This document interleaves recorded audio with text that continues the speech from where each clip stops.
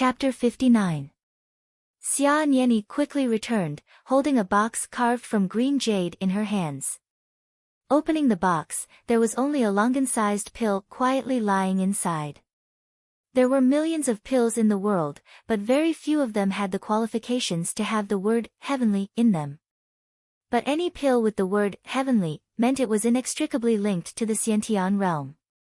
For example, the Xiantian pill in the Grand Xia's imperial palace, or the heaven reversal pill in Xia Nianyi's hand.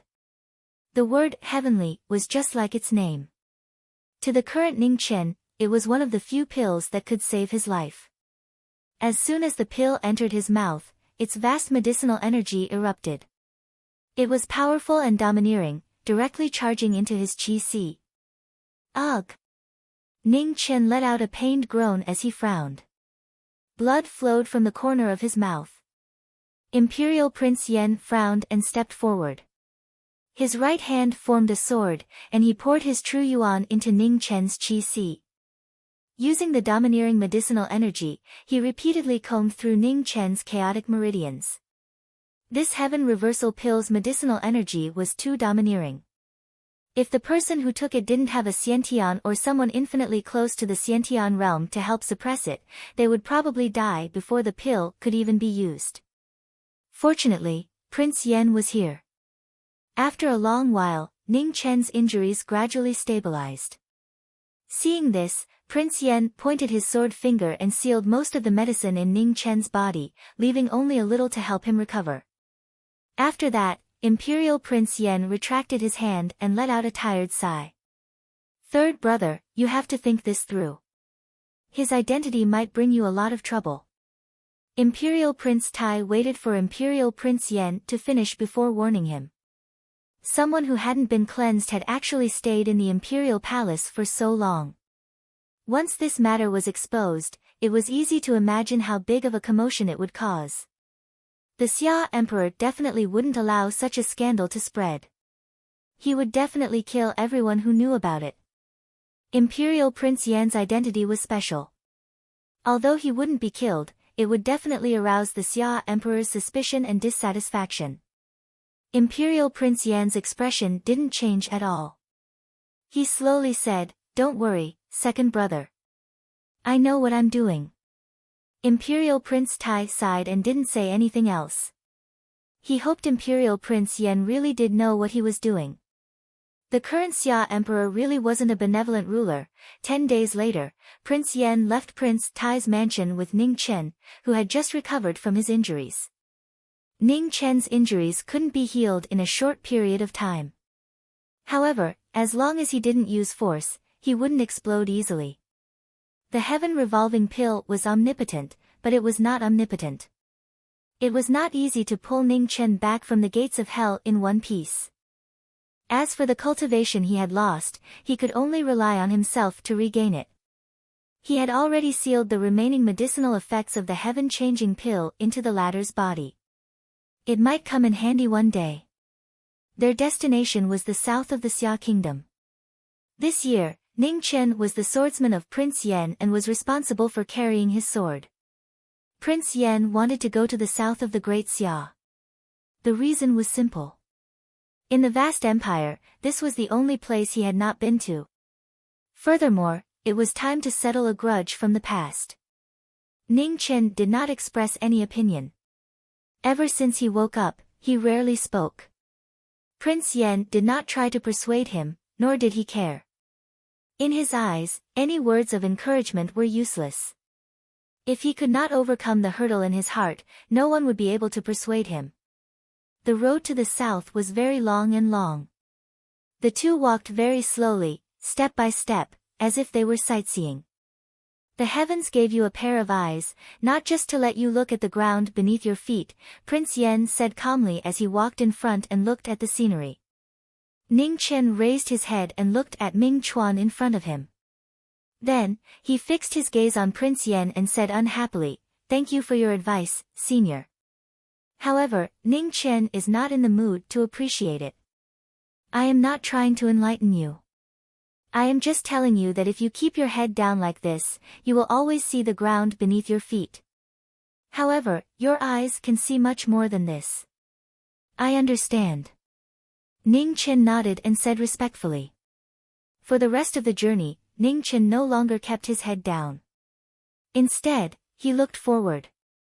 Even if he was not in the mood to appreciate it, he silently imprinted the scenery in front of him into his eyes. Prince Yen knew that Ning Chen was not someone who was easily influenced by the outside world. However, after seeing more, he would slowly change. Half a month later, the two arrived at the south of the Xia Kingdom. Unlike the north, the weather here was relatively warm. Even in the 12th month of winter, there was no bone-chilling cold. After arriving here, the pain in Ning Chen's legs lessened significantly. This was perhaps the only thing worth being happy about. There was a Prince Yu in the south. He was the 7th brother of Prince Yen and also the youngest of Emperor Xia's 4 surviving brothers. However, he was also the one who had been sent the furthest away. It was not that Prince Yu had done anything wrong. In fact, during the battle for the throne, Prince Yu was still immature. However, Prince Yu's mother had offended the current Emperor Xia too much. Prince Yu was simply implicated. After arriving here, Prince Yen was not in a hurry to see his youngest brother. They had not seen each other for nearly 20 years. Even their memories had become blurry. First, he wanted to go to the Barbarian dynasty to see someone and settle a grudge. The Barbarian dynasty was close to the south. It was a dynasty about the same size as the true extreme country. The current barbarian king was a powerful cultivator who was infinitely close to the Xiantian realm.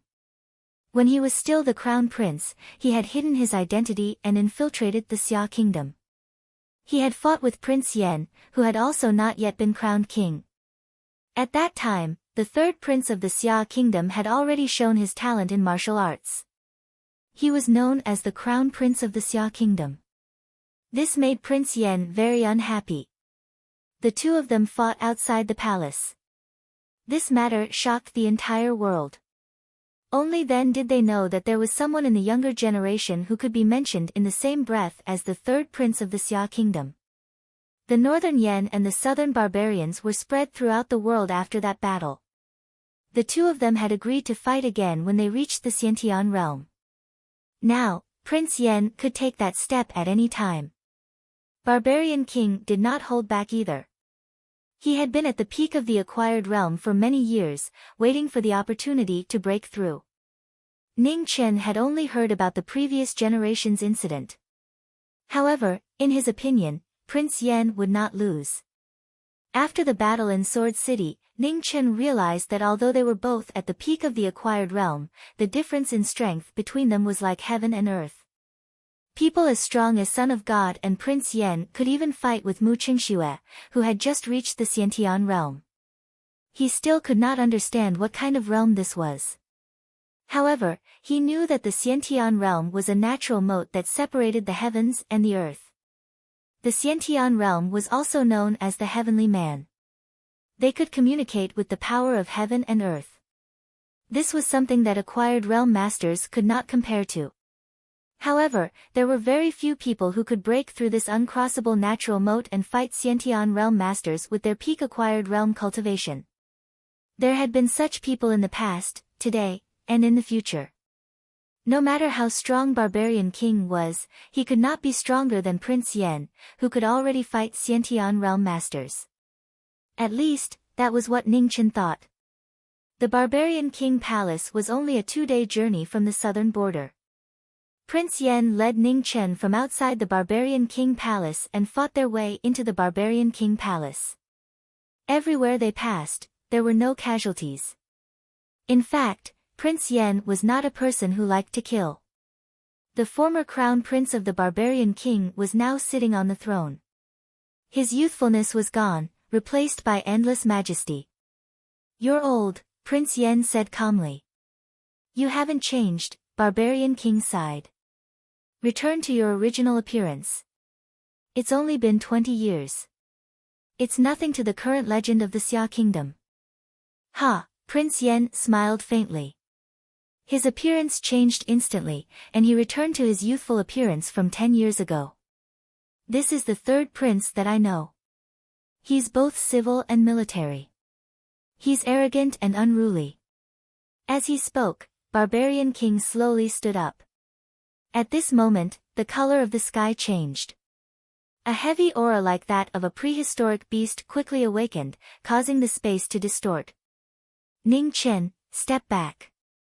Prince Yan's expression became serious as he said in a low voice.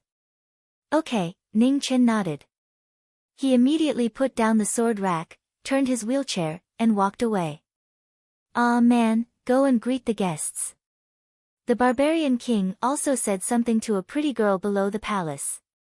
Yes, the girl nodded. In the next moment, a man walked forward and pushed Ning Chen away silently from the battlefield between the two. She knew that her father had been waiting for this battle for a long time. As the two of them walked away, the battle began. Prince Yan moved his hand. On the ground, the Zhiga sword flew from the rack and into his hand. At the same time, Barbarian King stomped his feet and immediately flew out like a cannonball. He suddenly punched towards Prince Yan. Boom! The sword and the fist collided. In the end, the fist suppressed the sword. Prince Yan retreated half a step. For the first time, a drop of blood fell from the corner of his mouth. Ning Chen was shocked. Prince Yan, who had not been injured when facing Mu Qingxue and the God's Son, was injured in the first move. This Barbarian King's strength was too terrifying. He could definitely be called unparalleled in the world. I haven't seen you for 20 years. Your progress is not as great as mine. Barbarian King laughed wildly. He jumped up and suddenly stomped his foot. Prince Yan frowned. He moved his left hand. With a swoosh, the blue ancient sword flew out. He waved his hand and a wave of water filled the sky. Immediately, the Zhiga sword moved again and met Barbarian King's big foot head-on. Bang! Barbarian King's big foot broke through the water barrier and crashed into the Zhiga sword. A powerful shock wave spread out. The clothes of the two people fluttered. Prince Yan used his two swords to disperse Barbarian King's divine power and finally managed to block the latter's attack. It wasn't until this moment that the two of them were once again on the same starting line. Their moves started again, and the rumbling sounds were endless, showing how fierce the confrontation between the two of them was. Beside Ning Chen, a man's pretty face flashed with surprise. This was the first time she saw someone who could directly block her father's strength. Although it was a bit of a trick, he still managed to block it. Is this the legend of the Xia Kingdom? A man's voice was very pleasant to hear. It was clear and melodious. She did not have the shyness of a girl from the Central Plains. Instead, she had the unique straightforwardness of the barbarians. Ning Chen nodded. Without a doubt, Prince Yan was the legend of the Xia Kingdom. Perhaps Yin Ma Xiao, the eldest prince, Xia Miaoyu, and the others of the younger generation had already grown up. However, compared to Prince Yan, they still could not be mentioned in the same breath. Are you his disciple? A man continued to ask. Ning Chen shook his head and replied, No, I'm just a sword attendant. The shock on Wild's face grew even stronger. Such a powerful person was just a sword attendant. She felt a dangerous aura from Ning Chen. The barbarians had the sharpest senses. This meant that Ning Chen's strength definitely surpassed hers. In the barbarian dynasty, the strongest person was her father. Perhaps there were others who were stronger than Ning Chen, but there were not many of them. Especially among the younger generation, there were very few. Can you take me to the Central Plains to have a look? A man asked softly. Now she was even more curious about the mysterious Central Plains. What kind of divine land could nurture so many strong cultivators? Hearing this, Ning Chen unconsciously frowned. He was not used to a man's way of speaking. They had just met. In fact, they could not even be considered as acquaintances. Shouldn't this kind of request be made by people who were familiar with each other? However, this was only the beginning. In the next moment, Man's next sentence made Ning Chen completely speechless. If you agree, I can marry you. Chapter 60. Ning Chen knew that most of the girls of the barbarian dynasty were straightforward. They spoke whatever they thought without hesitation or faking it. They didn't feel anything when they heard it from others and would even look at it with admiration. However, once it happened to him, it made him feel uncomfortable. Miss Man, just call me Man. Ning Chen called out while a wisp of a complicated expression flashed through his eyes. She was a good girl, a very good girl. Unfortunately, they shouldn't have any interactions. Do you have someone you like? Ning Chen asked softly. Man shook her head gently. I don't. Ha! Ning Chen laughed bitterly. Once you have someone you like, you'll understand how childish your words are today. You don't agree? Man didn't understand the meaning behind Ning Chen's words, but she understood the rejection in his words. She couldn't help but frown. Why? There's no reason. If there's really a reason, then it's that you don't like me, and I don't like you. Ning Chen was surprisingly patient as he explained. Why don't you like me? Man frowned even more. Could it be that I'm ugly? Ning Chen didn't know how to answer. If he didn't like her, then he didn't like her. There was no reason for it. However, he didn't want to hurt this pure and straightforward girl, so he thought for a moment before replying with a question. Then do you like me? Man thought for a moment before she said, I don't know, but I know that I don't hate you. Ha! Ning Chen didn't know whether to laugh or cry. He continued patiently, Man, don't you want to understand the Central Plains? Then let me tell you something. In the Central Plains, only people who like each other can talk about marriage. Just not hating each other isn't enough. Is that so? Man nodded while seeming to be deep in thought. Then I'll work hard to like you and marry you. Then you'll take me to the Central Plains. Ha! Ning Chen laughed bitterly, but he didn't reply. If it was so easy to like someone, then he would have tried it a long time ago and wouldn't have to suffer as much as he did right now. Boom! Just as the two of them were talking, heaven and earth shook violently again. The battle in the main hall had reached its climax. Prince Yen combined his two swords and barely managed to fight to a draw with the barbarian king's divine power. Every move he made was 70% defensive and 30% offensive. The battle made heaven and earth miserable and chaotic. Many of the pillars in the main hall had already been destroyed. Some were shattered by the barbarian king's punches and kicks, and some were slashed by the Yen king's sword chi. Gravel flew everywhere and fell to the ground. The barbarian king was too powerful to the point of being inconceivable. His divine strength could shake mountains and split rocks. He was invincible and terrifying to the extreme. Using his unparalleled control of the sword, Prince Yen rotated his two swords and blocked one move with two moves. Only then was he able to block this terrifying divine power. Compared to 20 years ago, the barbarian king had indeed made great progress. Especially his divine power, it was simply heaven-defying. The thick earth energy in the Zhiga sword had little effect on the barbarian king. Under his divine power, that little increase in gravity had almost no effect. Therefore, Yen Imperial Prince's battle was extremely difficult. It was even more difficult than when he faced Mu Qingxue and God's Child alone. Yen Imperial Prince, you will definitely lose today's battle. The barbarian king was like a demon. The more he fought, the braver he became. The more he fought, the crazier he became. His punches and kicks caused the void to explode and tremble unceasingly. Crack! Suddenly, a soft sound was heard. The blue ancient sword in Yen Imperial Prince's hand couldn't withstand the huge force and a fine crack appeared. Ha! The barbarian king laughed wildly. He channeled another 30% of his divine power into his fist. Soon after, a bang was heard.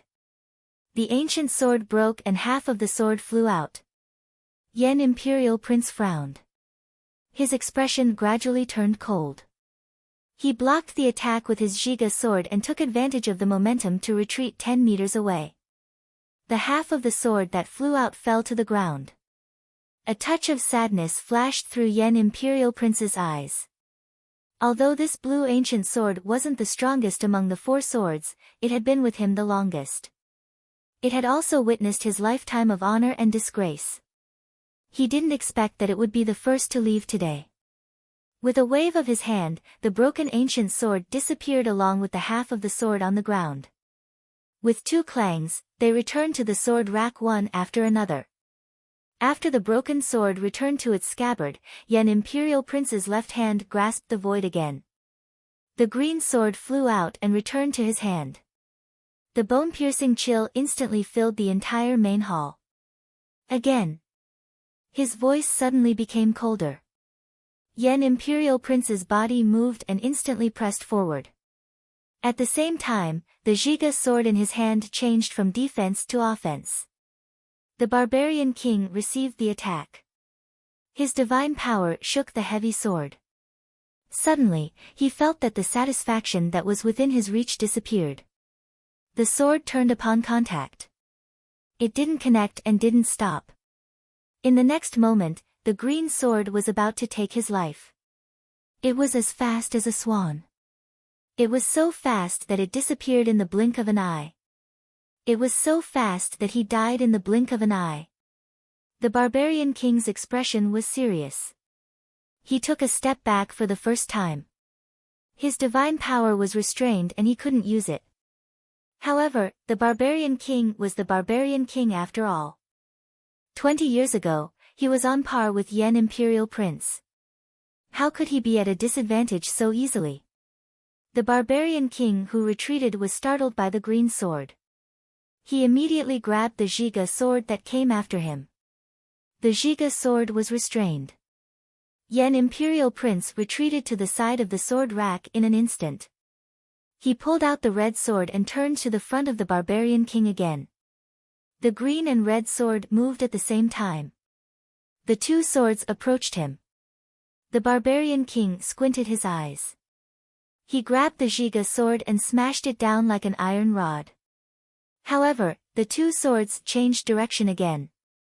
It was difficult to reach him. After switching to the red sword, Yan Imperial Prince's speed increased by 30%. The 2 swords moved side by side. The speed of the sword overpowered the divine power. The barbarian king quickly lost his balance and showed signs of defeat. 20 years, I've waited for this day for 20 years. How can I lose? The barbarian king couldn't suppress his anger. The aura around him soared to the sky. The terrifying celestial phenomenon shocked the entire southern land. Even the northern border of the Xia kingdom could see it clearly. The 7th Xiantian. In an instant, countless people looked over. They were shocked by the sudden change. There was no mistake. That was indeed the aura of an Xiantian. It was powerful, shocking, and suppressed everything. It's the powerful barbarian king from the barbarian dynasty. After 20 years, I didn't expect that the southern barbarian king would be the first to reach the Xiantian realm. What about Yan Imperial Prince from the Xia kingdom? Why hasn't he broken through yet? It's not that easy to break through to the Xiantian realm. 2 Xiantian realm experts appeared in just 1 year. This is something that hasn't happened in the past 100 years. Although Yan Imperial Prince is amazing, he is indeed a big step behind the barbarian king this time. Unfortunately, from now on, the title of Northern Yan and Southern Barbarian will only exist in name. Not necessarily. Legend has it that Yan Imperial Prince from the Xia kingdom already has the strength to fight against Xiantian realm experts. The barbarian king has just broken through. It's still unknown who is stronger. Xiantian realm experts are Xiantian realm experts after all. No matter how strong the Hotian realm experts are, they can at most be on par with or have the strength to fight against them. They can never surpass them. No matter what, Yan Imperial Prince has been left far behind by the barbarian king. In just a few breaths' time, the experts in the world were all moved by the barbarian king's breakthrough to the Xiantian realm. Among the people of the same generation, the barbarian king and Yan imperial prince were the best. No one expected that the barbarian king would be the one to take the lead.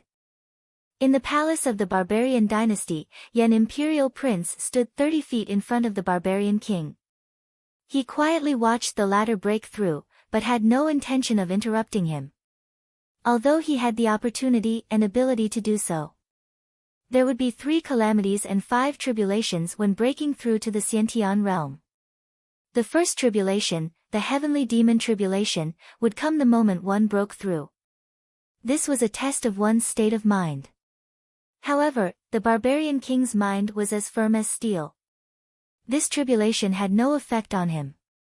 It could be said that the people of the barbarian dynasty had a natural advantage when facing the heavenly demon tribulation. They were real, firm, and not fake. It had to be said that the barbarian king's strength was admirable, but at the same time, Yan imperial prince's integrity was also respectable. On the other side of the palace, a man looked at Yan imperial prince for a moment, then turned to look at Ning Chen and said, "He's a good person." "Yes." Ning Chen nodded. Although their fighting philosophy was different, this did not stop him from admiring Yan imperial prince's personality. The legend of the Xia kingdom was worthy of this name no matter when, where, and under any circumstances. "But my father is the strongest," man continued. The princess of the barbarian dynasty was like an ordinary little girl who worshipped her father. In her eyes, her father was the strongest. Ning Chen did not respond.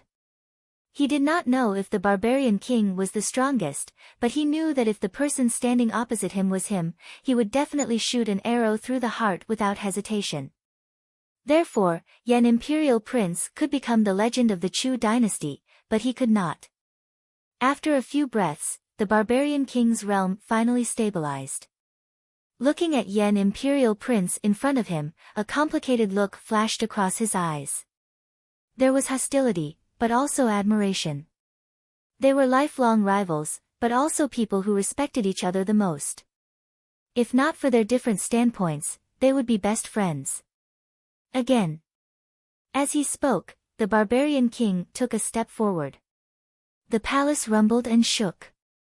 The power of the Xiantian stage was undeniable. Yan imperial prince's expression hardened. He waved his green and red swords. 2 rays of light entered the ground and suppressed the shaking ground. In the next moment, the barbarian king's body flashed. He stepped over the barrier and punched. Yan imperial prince's eyes narrowed. He took a step back and instantly moved 10 feet away. Boom, boom, boom. In the violent shaking, a huge gully appeared between the two of them. The floor of the palace instantly cracked and flew everywhere. After the barbarian king broke through, his already terrifying divine power increased again. He was so strong that it was frightening. Just the strength of his physical body, without using any vital energy, was already so strong. It seemed that the battle between the two of them was gradually coming to an end. Yan imperial prince's green and red swords' overwhelming speed advantage was no longer so absolute because of the barbarian king's breakthrough. In addition to the barbarian king's skyrocketing divine power, there was not much suspense in this battle. As the saying goes, one strong person can defeat 10 skilled people. When one's strength reaches a certain level, it can suppress all moves. And the barbarian king, who had broken through to the Xiantian stage, had increased his strength to an unprecedented level. No matter how fast Yan imperial prince was, he was not so fast that he could not use any moves. Therefore, the battle was basically over. What a pity. I originally wanted to enjoy the pleasure of the battle a little longer. It seems that I can't. The barbarian king could feel the power still flowing out of his body. He could not help but sigh softly, slightly disappointed. The swords in Yan imperial prince's hands turned. The green and red swords immediately disappeared, turning into flowing light and entering the sword rack. You will enjoy it. As he spoke, Yen Imperial Prince walked to the sword rack. His right hand grasped the ancient sword hidden in the deepest part of the rack, and then he slowly pulled it out. Chapter 61. It was a black sword, even darker than Ning Chen's ink sword. It was as dark as the night, and no light could be seen. The moment the sword was unsheathed, Prince Yan's aura changed. It kept rising, surpassing the post-liminary stage and the half-connate stage. However, there was still no sign of him breaking through to the connate stage. The barbarian king looked at the sword in Prince Yan's hand. After a long time, his pupils shrank as if he had thought of something. This was the sealing sword, Abyss Condensation. For thousands of years, countless swordsmen had been searching for this ancient sword. Unexpectedly, it had fallen into Prince Yan's hands. Abyss Condensation was as strong as its name. When you stared into the abyss, you couldn't see what was inside. It was so deep that you couldn't see the bottom. So you've already reached the connate stage. The barbarian king was shocked as he felt the increasing pressure from Prince Yan. Without a doubt, this was the aura of the connate stage.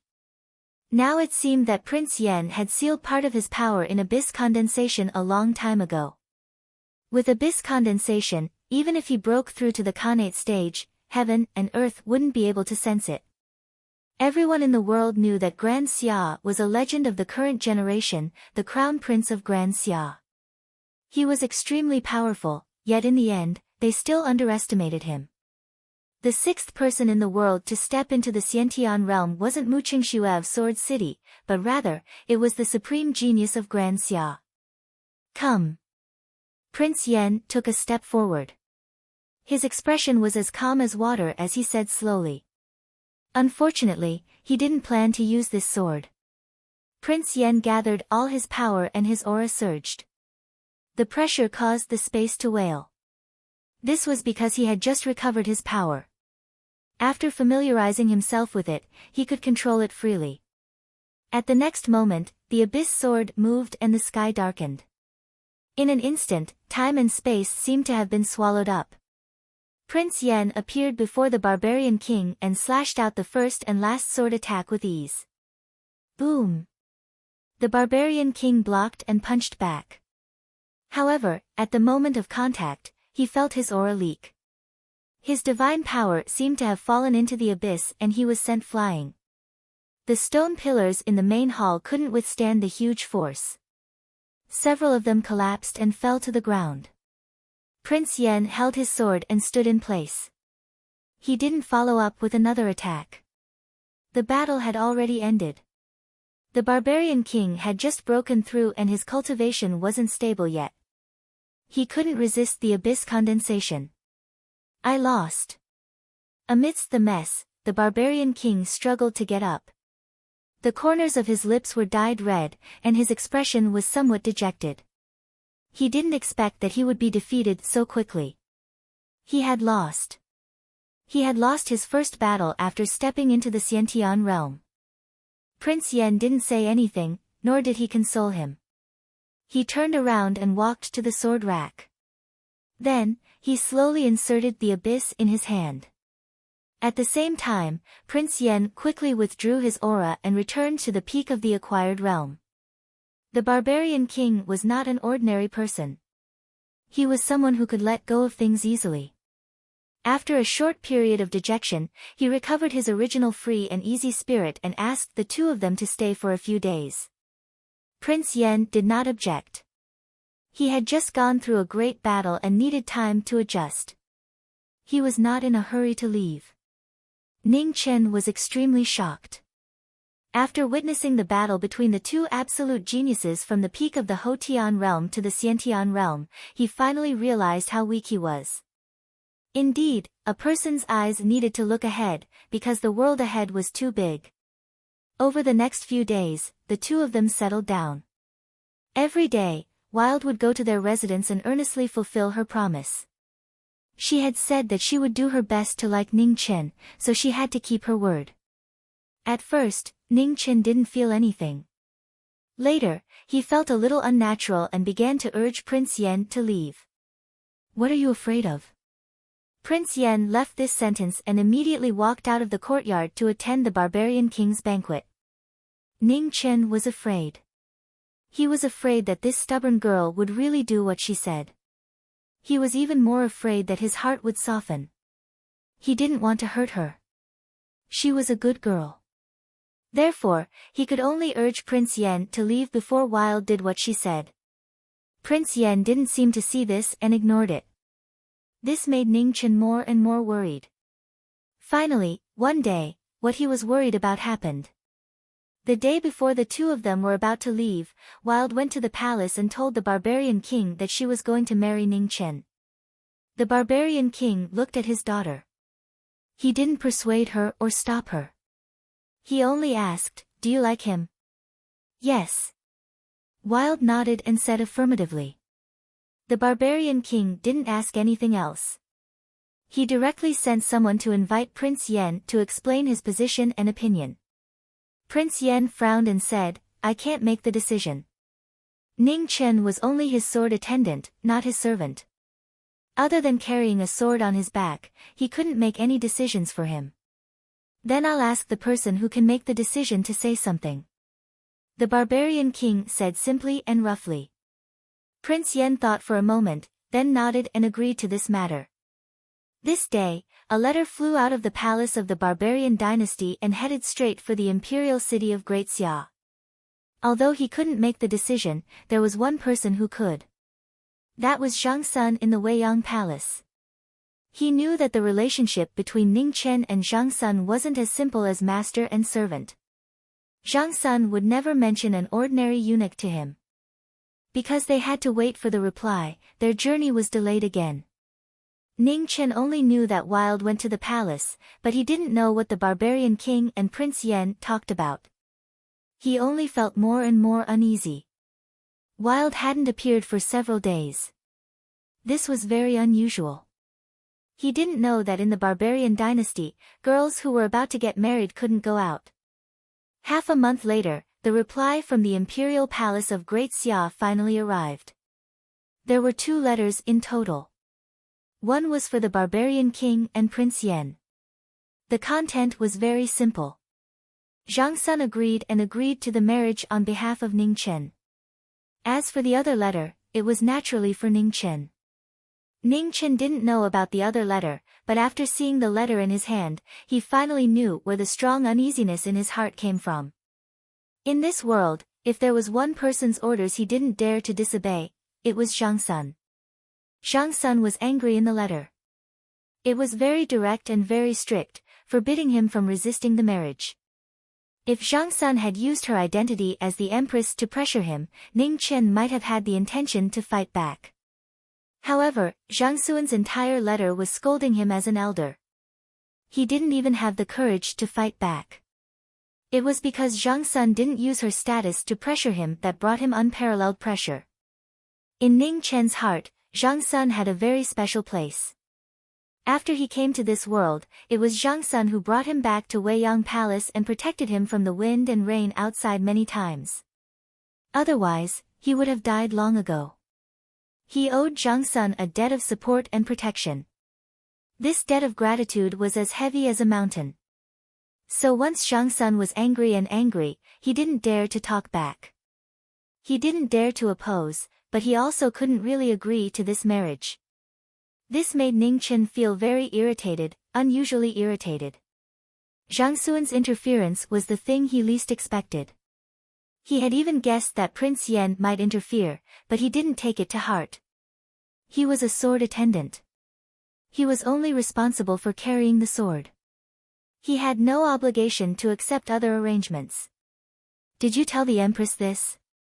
Ning Chen barged into Prince Yan's room. This was the first time he was angry. There were only the 2 of them here. If he didn't tell Zhang Sun, then it naturally had to be Prince Yen. "Yes." Prince Yen nodded. He had no intention of denying it. "I want to challenge you." Ning Chen's chest felt heavy. He was so angry that he lost his mind. He pulled out his ink sword with a clang and said recklessly, "All right." Prince Yen agreed. He stood up and walked outside. Ning Chen didn't think he could win. He just wanted to give Prince Yen a beating. As for whether or not he could beat him, that was another matter. Reality was just like that. There was no suspense in the battle. Ning Chen lost, and lost miserably. Even his face was disfigured. He was slapped into the ground by Prince Yen. Ning Chen was dejected. He crawled up and sat on the ground. His heart was in a mess. He didn't know what to do. "You hate that girl?" Prince Yen frowned and asked. Ning Chen smiled bitterly as he shook his head. He had never hated a man, and it was the same even today when he was forced into a corner. But Man had a stubborn personality. Once she set her mind on something, she would definitely do it. She was simple and direct, but also very troublesome.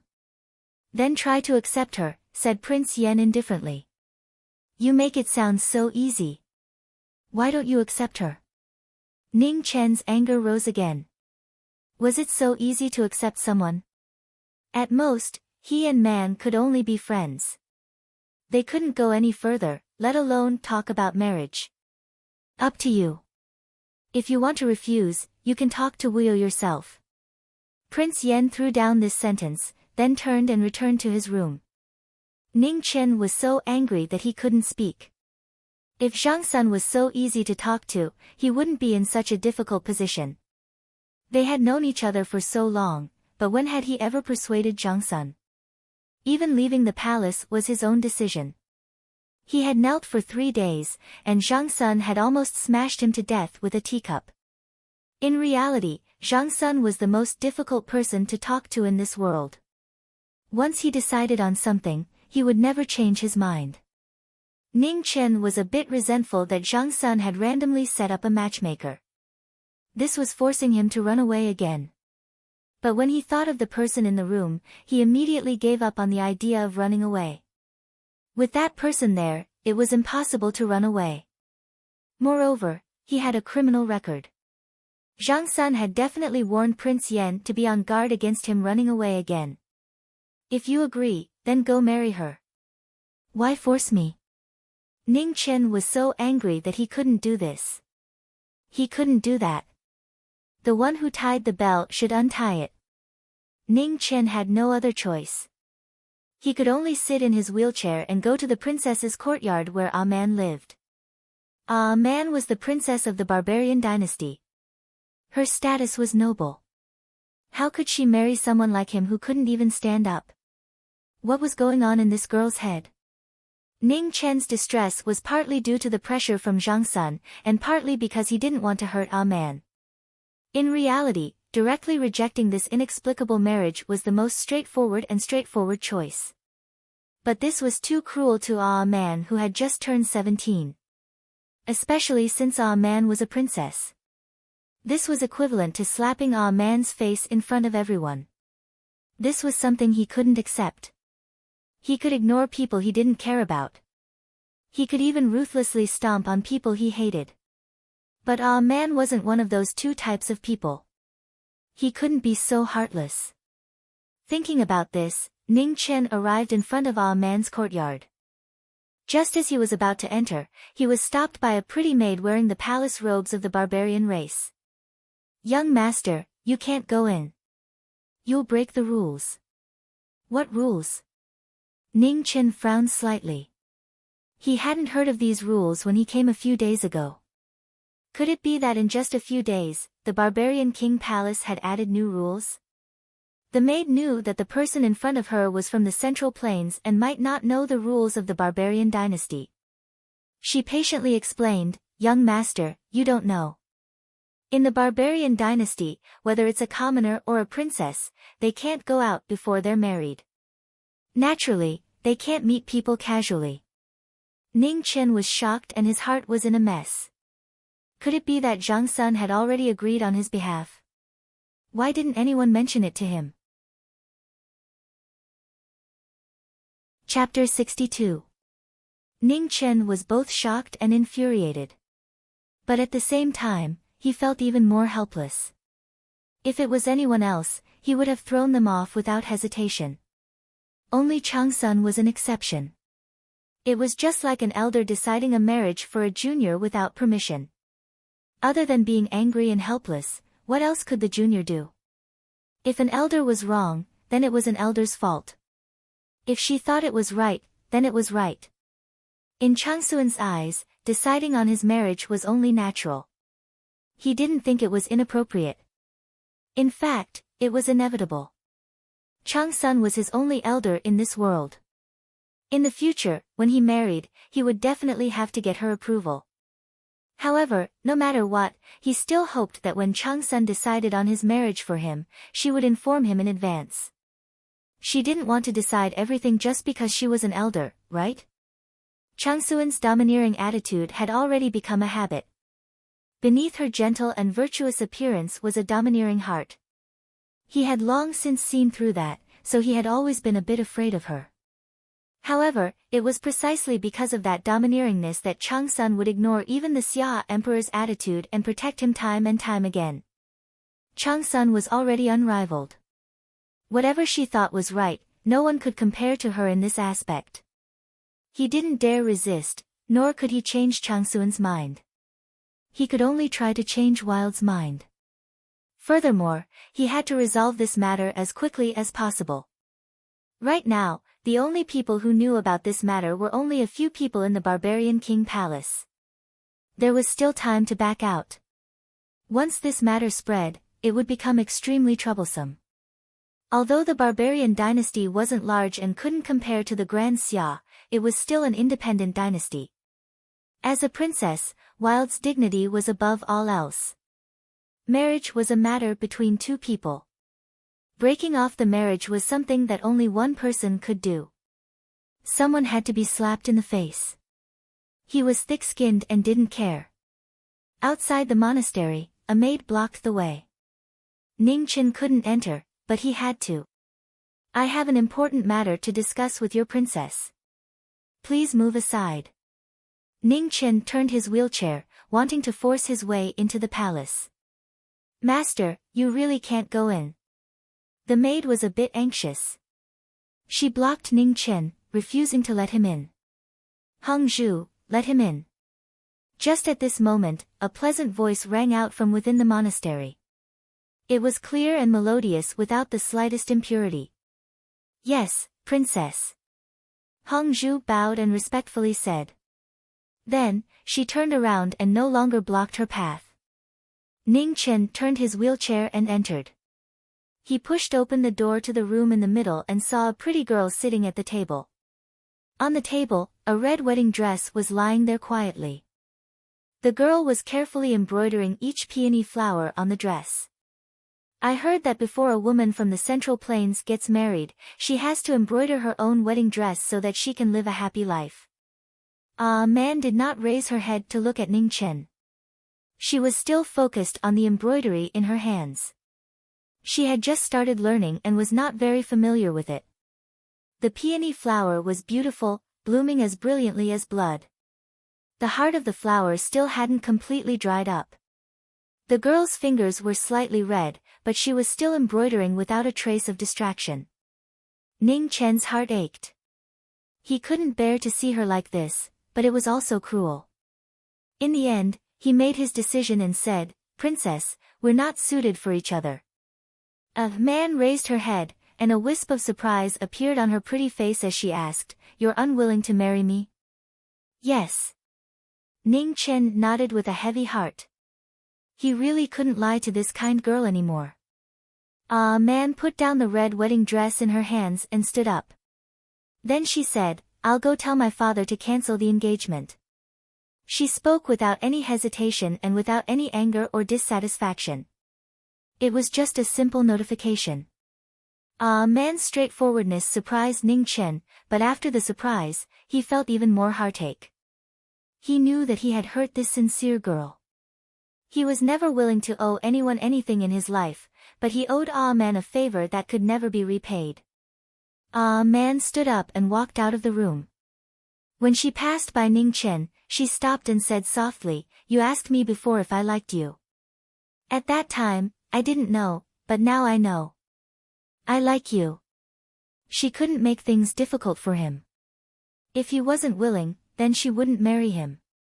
Sigh. Ning Chen's heart ached. He was in so much pain that he couldn't speak. Why did fate always play with people like this? The red wedding dress on the table was lifted slightly by a breeze, and a faint fishy smell wafted over. Barbarian girls were never good at needlework, and barbarian princesses were the same. How could every woman from the Central Plains embroider her own wedding dress? The peony bloomed in the breeze. It was as beautiful as blood. You could see that every needle of embroidery was painful for you.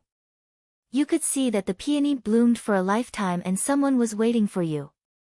She would eventually find the person who was willing to be painful for her and wait for her. They were not fated to be together in this life. They only hoped that they wouldn't meet in the next life. Ning Chen left and closed the door. The floating wedding dress also slowly fell down. On this day, a man went to see the king of barbarians and asked to cancel the engagement. The king of barbarians was shocked and then furious. The monarch's order was like a mountain. How could it be changed so easily? However, a man stubbornly insisted. No one could change her mind, not even the king of barbarians. The king of barbarians was helpless. Looking at his favorite daughter, he had to compromise in the end. It was impossible to cancel the engagement. Although this matter was not announced to the world, there were still a few people who knew about it. He couldn't slap his own face. He just agreed to postpone the wedding date. Even though this delay was an indefinite amount of time. The king of barbarians didn't know what bewitching potion Ning Chen had given his daughter to make a man compromise again and again. He was angry and unhappy. He still didn't like people from the Central Plains. A man was a pearl in the palace of the barbarian dynasty. She was deeply respected. Therefore, several maids in the palace who knew the inside story suddenly became unfriendly to Ning Chen and Prince Yen. Prince Yen just glanced at Ning Chen calmly and didn't say anything about the wedding date being postponed. Since it was a foregone conclusion, there was no need for them to stay. After simply writing a letter to inform Zhang Sun of the matter, they were ready to leave. The king of barbarians naturally didn't intend to keep them this time. Because of Ning Chen, he didn't treat Prince Yen well either. Before leaving, a man stopped Ning Chen in front of the door of the small courtyard. She asked seriously, "Are you willing to take me to the Central Plains?" Ning Chen was slightly stunned. Before he could answer, he heard a man speak again. She said with a trace of deeply concealed sadness, "As a friend." "Okay." Beside him, Prince Yen interjected indifferently and answered for Ning Chen. Then he walked away, leaving the two of them temporarily. Ning Chen sighed softly and nodded. He had no right to refuse. A smile appeared on a man's face. It was clean and simple. That was all. The next moment, a man took out the wedding dress from the bag behind her and said softly, "The wedding dress is ready. Can I wear it once for you to see?" This was her last wish before she left. From now on, they would be friends. Ning Chen was silent. He didn't refuse and silently turned to the side, leaving the room behind him to a man. A man entered the room and walked out soon. At this moment, the entire world seemed to have lost its color. There was only a touch of beautiful red. The wedding dress was as red as blood. The girl was as beautiful as a flower. It was a perfect match. The peony flower was beautiful, but it couldn't compare to the girl's beautiful smile. Soon, Ning Chen turned and left. A man also took off the wedding dress and followed with a smile. The wedding dress was left in the room of the small courtyard. A drop of tear quietly fell from the wedding dress and disappeared in the blink of an eye. In the northern plains, warhorses neighed. The snow that had fallen intermittently for over 3 months had finally begun to melt. Winter had passed and spring had arrived. This meant that the war was about to begin. In the commander's tent, Fan Lingyue sat in front of a table and quietly read one report after another. He was still wearing the same light blue robe with various patterns embroidered on it. It was simple yet noble. The young general was called into the commander's tent and respectfully waited for the military advisor's orders. When will the third prince of the Grand Xia return to the imperial palace? Fan Lingyue looked at the report in his hand and asked without raising his head. Reporting to the military advisor, it should still take 2 more days, the young general replied. Fan Lingyue frowned but didn't say anything. Although it was a little slow, it was still within expectations. The emperor of the Grand Xia was old and wouldn't live for too long. He needed to find someone to help him. The death of the 8th prince was the best reason for the other princes to return. Even the 3rd prince, who had been sent the furthest away by the Grand Xia emperor, would definitely seize the opportunity to rush back from the battlefield at the southeast border of the Grand Xia. Right now, the 1st prince and the 10th prince had already returned to the palace. They were only waiting for the 3rd prince, and the 4 princes would all be gathered. Send someone to assassinate him. However, only failure is allowed, not success, Fan Lingyue ordered. Yes. Although the young general didn't understand, he still respectfully accepted the order. The military advisor wouldn't be wrong. He only needed to follow the orders. After the young general left, Fan Lingyue finally couldn't help coughing violently. Traces of blood flowed from the corner of her mouth and dyed the letter in front of her red. Her body was getting worse and worse. She had to make the best use of her time. Assassinating the 3rd prince of the Grand Xia was the fastest way to ignite the conflict between the 3 princes. Putting aside the 1st prince for now, the conflict between the 3rd prince and the 10th prince had already become irreconcilable because of the 8th prince's death. No matter whether the 10th prince had the intention to assassinate the 3rd prince or not, this assassination attempt would be attributed to him. As long as the Grand Xia was no longer a monolithic entity, she would have many ways to slowly widen this rift until this invincible dynasty completely collapsed. Thinking of this, Fan Lingyue couldn't help but sigh softly. How good would it be if the heavens could give her another 10 years? She thought of Ningchen. That youth was very similar to her. He looked kind but was actually extremely cold. He had deceived everyone in the world, including her. Unfortunately, although she had tried to kill him several times, she had failed in the end. After that incident in the Grand Xia imperial city, it could be seen that the Empress of the Grand Xia protected him to the extreme. She actually personally escorted him out of the imperial city, and even the Xia emperor couldn't do anything about it. In the Grand Xia, that empress's influence was unparalleled. She didn't even lose to the Xia emperor. The bloodline of the eldest grandson even produced 2 marquises. Her background and strength were definitely not something that other nobles could compare to. For the Empress of the Grand Xia to insist on protecting someone, it was indeed a very troublesome matter. And now that Ning Chen had Prince Yan by his side, it would be even more difficult to make a move on him. The reason why she was so eager to kill him wasn't because there was a grudge between them. She just didn't like the existence of any variables. Moreover, this variable had a weapon that everyone was afraid of. She couldn't be sure that the thing that had turned the Zhengqi palace upside down back then could be mass-produced. But, it was better to be safe than sorry. In her plan, she definitely couldn't allow anything to go beyond her control. Therefore, this Ning Chen definitely couldn't be left alive. She had to think of some way to pull him away from Prince Yan's side. Chapter 63. In Sword City, the cold moon was high up in the sky. Suddenly, a sword aura soared into the sky. In an instant, it cut open the entire world. At that moment, all the swordsmen in Sword City sensed it. Their faces were filled with shock. They knew that the Sword of Sword City was about to make its move. The Sword of Sword City was a legend in the hearts of all the swordsmen in the world. No one had ever seen that sword make its move. Just its existence alone was enough to suppress everyone. Whoosh whoosh whoosh, the swords in the swordsmen's hands did not listen to their commands. They all flew into the sky and formed a path of swords to welcome the legend of the sword. It was an indescribable scene. The world was silent. Tens of thousands of swords were crawling and continuously humming. In the next moment, an edgeless sword appeared above the tens of thousands of swords. Without any hesitation, it flew towards the west with the tens of thousands of swords. Everyone in the world knew that the sword of Sword City did not break through to the innate realm. However, that did not affect the power of that sword. In Sword City, the strongest was that sword.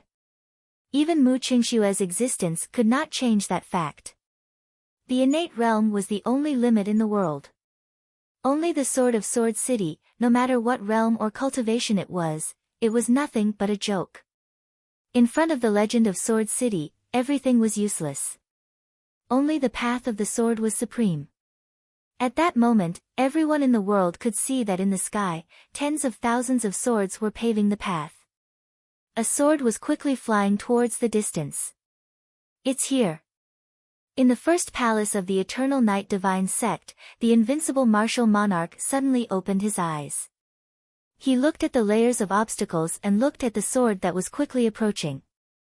He had agreed to that sword-proving battle. Today was the deadline.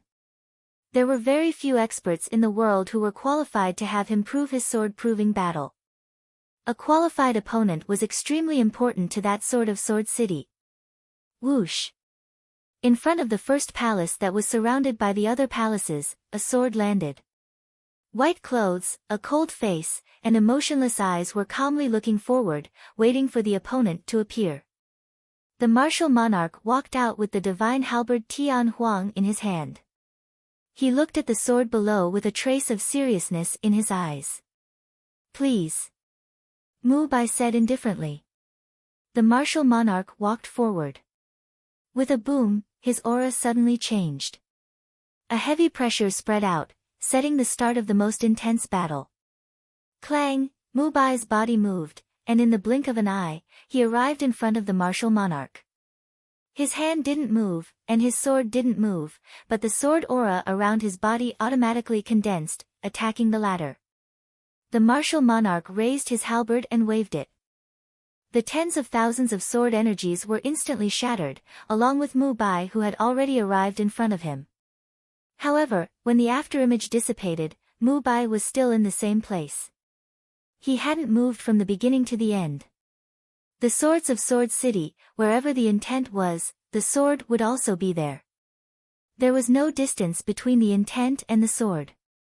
This was also the reason why Sword City was so strong. No one could be faster, more accurate, and more powerful than Sword City's sword.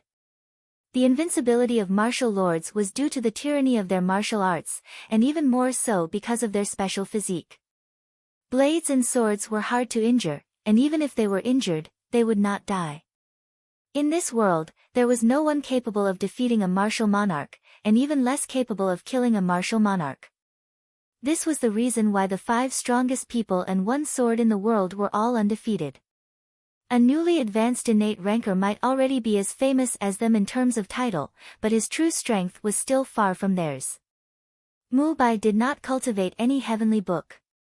Even though the travel scroll in Mu Qingshue's hand was given by him, the speed of Sword City's sword was still unparalleled in the world. Even Mu Qingxue who cultivated the travel scroll could not compare.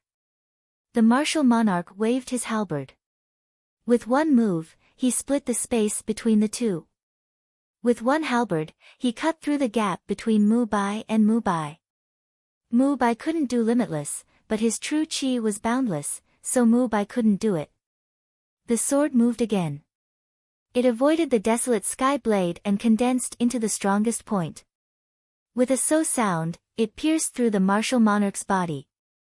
Ah! The martial monarch groaned, but his expression did not change. Instead, he took a step forward and waved his halberd. The world lost its color. Mu Bai's hand moved and the edgeless sword appeared. He blocked the halberd with his sword and stepped back. The corner of his mouth was dyed red. After one move, both of them were injured. They were evenly matched. The sword advanced, then became even faster. The halberd advanced, then became even stronger. Their sharpness could not be touched. In the domain of speed and power, both of them were invincible. One was fast, one was strong. They fought to the peak of martial arts. The longer they fought, the heavier the injuries on their bodies became. Their sword intent spread throughout the world. The halberd's shadow swept through the army. They were unrivaled. They could only be faster and stronger. The battle between the two lasted from the night of the moon to the dawn. The strongest martial monarch and the strongest swordsman fought until the earth shattered and everything collapsed. Outside of the eternal night first palace, countless palaces had already turned into ruins. The more they fought, the stronger the swordsman's sword intent. The more they fought, the stronger the martial monarch's aura became. Finally, when the first rays of the morning sun shone down, the swordsman's sword intent rose to the peak. The martial monarch's aura also reached the peak. Final move, sword of proof. Mu Bai's eyes moved. His sword pierced through the clouds and raised the tribulation of the 9 heavens. Final move, end the legend of Sword City. The martial monarch faced the attack. The desolate sky blade in his hand raised the heaven and earth. Wind and clouds crazily swirled and covered everything within. This halberd was going to destroy the heaven and earth. Neither man nor sword would exist. Boom! The sword and halberd collided, raising a violent storm that covered the sky. Around the two people, the mountains and rivers were affected. The earth continued to collapse. The might of the destruction of the heavens, the scene of the destruction of the world, shocked the surrounding 100 miles. Gradually, the aftermath dissipated. Mu Bai's edgeless was quietly stabbed into the martial monarch's chest. The sword went in an inch and blood spurted out. Ding! Suddenly, a sharp and clear sound rang out. The long sword broke. The swordsman frowned. Looking at the broken sword in his hand, he was a bit unhappy. I've lost. Mu Bai calmly said. The victor has not been decided.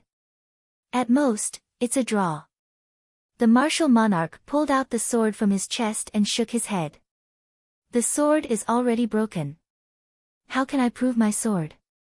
This battle has already been decided. Mu Bai indifferently said. Boom. Just at that time, a strange phenomenon appeared in the sky. A white pillar of light rushed into the sky from the swordsman's body. The aura that shocked the world was the sign of breaking through to the innate realm. However, Mu Bai frowned. He glanced at the horizon and immediately waved the broken sword in his hand. In an instant, the strange phenomenon in the sky was broken. Noisy. The swordsman's impatient voice was still echoing. There was not the slightest hint of happiness. Little did he know that this was the realm that every martial artist in the world dreamed of reaching. At that moment, due to the appearance of the 8th innate realm, the world was in an uproar. However, before the crowd could even react, they saw an incomparably terrifying sword light cut through the sky. The sword shattered the strange phenomenon in the sky. Originally, there were still people guessing who this person who was about to enter the innate realm was. But with this sword, the answer was clear. In this world, the only swordsman who had such strength was the sword from Sword City. The only one who could look down on the heavens was also the sword from Sword City. The strange phenomenon collapsed. This time, the people of the world were even more confused. Could the sword from Sword City be considered to have entered the innate realm? In front of the Eternal Night First Palace, the martial monarch was also momentarily shocked by Mu Bai's actions. After a moment, he couldn't help but wildly laugh. His face was full of admiration. Heroic spirit. He thought he was already very tyrannical. He never thought there would be someone even more tyrannical than him. Breaking through the innate realm with a single sword. Such boldness, as expected of the legend of Sword City. The invincible martial monarch was still invincible. The news of the legend of Sword City being defeated quickly spread throughout the world. There was no sound of explanation in Sword City. After Mubai returned to Sword City, he disappeared. He wanted to wait for a sword that could allow him to prove his swordsmanship. In the southern border of Xia, Prince Yen, who had returned from the southern barbarian, brought Ning Chen and Ah Man to Prince Yu's residence. After almost 20 years, the brothers met for the first time. Prince Yu was very young. He was only in his early 20s. He had inherited the martial prowess of the previous Xia emperor. He was a very amiable prince. The meeting went smoothly. Prince Yu warmly welcomed the three of them. Prince Yen looked at his youngest brother. Although he still didn't speak much, his expression was much gentler.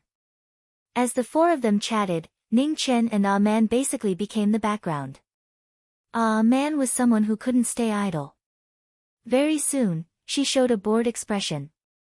Seeing this, Ning Chen immediately suggested to Prince Yen and Prince Yu that he wanted to take Ah Man out for a walk. Ah Man smiled happily without hiding anything. Prince Yu was startled at first, then he laughed loudly. This was the first time he met someone who found him annoying and boring. This pair of young people were indeed rare and interesting people. Ning Chen left with Ah Man. Prince Yu's smile gradually disappeared. He looked at Prince Yen and sighed. Third brother, you shouldn't have rejected the position of crown prince back then. Prince Yen frowned slightly. These words had hidden meanings and were very disrespectful. They shouldn't have come out of the former's mouth. Prince Yu said seriously, Third brother, I know you don't want to be bound by power, but the current Xia emperor is indeed not a wise ruler. Look at the current situation of Xia. It's already very dangerous. Don't say that again. Prince Yen coldly replied. Whether the Xia emperor was suitable or not, he was already the Xia emperor. As a prince, Prince Yu definitely shouldn't have said such words. Hearing this, Prince Yu sighed in disappointment. He helplessly shook his head and didn't say anything else. Ning Chen and Ah Man left the prince's residence and walked around the streets. Although the southern border couldn't be considered the true central plains, it was indeed much richer than the barbarian dynasty. Ah Man was very happy. The smile on her face never disappeared. She was very curious about everything, turning left and right to look at it. Ning Chen followed behind them. Seeing Ah Man's happy smile, his mood also improved. Because of the matter of breaking off the engagement, Ah Man hadn't smiled happily for a long time. Many times, he could see Ah Man in a daze alone in a place with no one around. The sadness that occasionally appeared in her eyes made him feel very uncomfortable. Ah Man was originally a cheerful girl. She didn't hold grudges or act coy. She said whatever she wanted to say. But now, she had become somewhat sentimental and learned to hide her emotions. She was the princess of the barbarian dynasty. She should have lived every day happily. Wild's laughter seemed to have an indescribable power. Many people on the street smiled kindly at her. Everyone loved beauty. For such a beautiful girl to smile so beautifully, she was like a flower in the spring, causing people to feel relaxed and happy. She was pleasing to the eye. However, while some people appreciated flowers, others trampled on them. In this world, there would always be blind people who wanted to ruthlessly destroy this beauty. Miss, our young master invites you. Two men dressed as guards walked over and blocked Ah Man's path. I don't know your young master. You've got the wrong person. Ah Man was slightly surprised. There's no mistake. Miss, please, said the two guards coldly.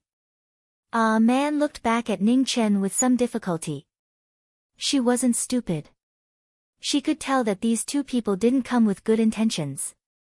But this wasn't the barbarian dynasty. She didn't want to cause trouble for Ning Chen. Just as Ah Man was about to agree, a bone-chilling voice rang out from the youth behind her. She won't go with you. At this moment, Ah Man's pretty face broke into a smile, and her eyes glistened like limpid autumn waters. Chapter 64. Ah Man consciously walked behind Ning Chen, giving him the authority to handle this matter. He was the one who had brought her out, so he should protect her. Her father had said that no matter if it was the barbarian dynasty or the Central Plains, if something happened, a woman could never walk in front of a man. She did not understand before, but now she did. In front of a man, Ning Chen's eyes were cold enough to freeze, causing the people on the street to unconsciously move aside. Just a moment ago, when this young man had been following behind the young girl, he had clearly been a good-natured youth with smiling eyes, quiet and warm. They did not expect that in just a short moment, a person could change so much. The two guards could also see that this youth was not simple, but as people of the Wu-Ho government, in this southern borders Tianfu city, they had nothing to fear. The two of them stepped forward, wanting to forcefully grab him. Ning Chen's eyes became even colder, the killing intent in his heart difficult to suppress. He had finally managed to get a man to smile again, but now there were people who were blind enough to try and snatch her away. The Great Xia dynasty had been established for over 1,000 years, and the laws were strict. He did not expect that there would be such a thing as blocking people on the street and bullying people. "Miss, if you do not want your friend to be implicated, I advise you to come with us," one of the guards finally threatened. A man shook her head. "I'm not going." A cold smile flashed across the guard's face. She really did not know the difference between life and death. The other guard did not say anything, directly reaching out to grab a man behind Ning Chen. Shua! The black light flashed and returned to its scabbard. Before anyone could react, they saw an arm fly out. Blood spurted out and splattered all over the ground. "I already said that she will not go with you." Ning Chen's left hand tightly grabbed the guard's throat, allowing the latter's blood to splash onto his body. Then, he tightened his grip, and the sound of bones cracking could be heard. The guard fiercely struggled, but was unable to move an inch. The expression of the guard beside him greatly changed, and he unsheathed his sword and slashed at Ning Chen. "Humph!" Ning Chen's eyes became cold, and his left hand pointed at the guard's sword. With a crack, the sword broke, and the guard flew away, blood spraying everywhere. Right at this moment, a man with a smile on his face slowly walked over. He wore an ice blue satin robe, and his jet black and dense hair was simply tied up with a jade hairpin. Beneath his dashing eyebrows was a pair of slender peach blossom eyes that were filled with a smile, and he looked peaceful and harmless. "Friend, can you be merciful? Forgive this disappointing guard of mine," said Ji Yuntang warmly to the youth in front of him. "They are your subordinates?" Ning Chen turned his head and asked. "Yes." Ji Yuntang nodded. "That won't do." With that, Ning Chen loosened his grip. The instant the guard's body went limp, Ning Chen formed a sword finger and pierced through the guard's chi. The guard's body was sent flying, his cultivation base crippled. Ji Yuntang narrowed his eyes and didn't even look at the guard who flew out. He said softly, "This one is Ji Yuntang. I have yet to ask for your name." Ning Chen frowned. He had heard of this name before. It was possible that there were people with the same name in this world. But in Tianfu City, there was only one person called Ji Yuntang. He was one of the 10 marquises of the current dynasty, Marquis Ji Yu's only son. "He's called Ning Chen." Just as Ning Chen was frowning, Amon crisply interjected. She had heard that Ning Chen was very famous in the Grand Xia. Prince Yen had personally told her this. Prince Yen had said that Ning Chen had been a eunuch. He had beaten the Empress's nephew, fought the true extreme emissary, and even bombed the imperial palace. Ning Chen was helpless. How could she reveal everything to her enemy so quickly? This girl's personality was too straightforward. In truth, he had never understood why Prince Yen was so indifferent to everyone. Even him, a sword attendant in name, didn't say much to him. Only Amon was an exception. It could be said that Prince Yen would grant Amon's every request. If Amon wanted to know about his past, Prince Yen would patiently tell her everything. He wouldn't hold back at all. Now, Amon basically knew all of his secrets. Even the matter of him being a fake eunuch had been dug out by her. The Empress's personal eunuch? As expected, as soon as he heard Ning Chen's name, Ji Yuntang immediately thought of his identity. And that was the only identity he could think of. Ning Chen was worried that Amon would let it slip again, so he spoke before she could. Yes. A man muttered unhappily in a low voice after being snatched away from her. You're the eunuch. Your whole family are eunuchs. Ning Chen heard it very clearly because he was the one who had taught her this. After hearing Ning Chen personally admit it, Ji Yuntang's expression immediately changed. He coldly laughed. He had thought that this person was some amazing person, but it turned out that he was just a eunuch by the Empress's side. He knew that this person was very famous, but no matter how famous he was still just a eunuch.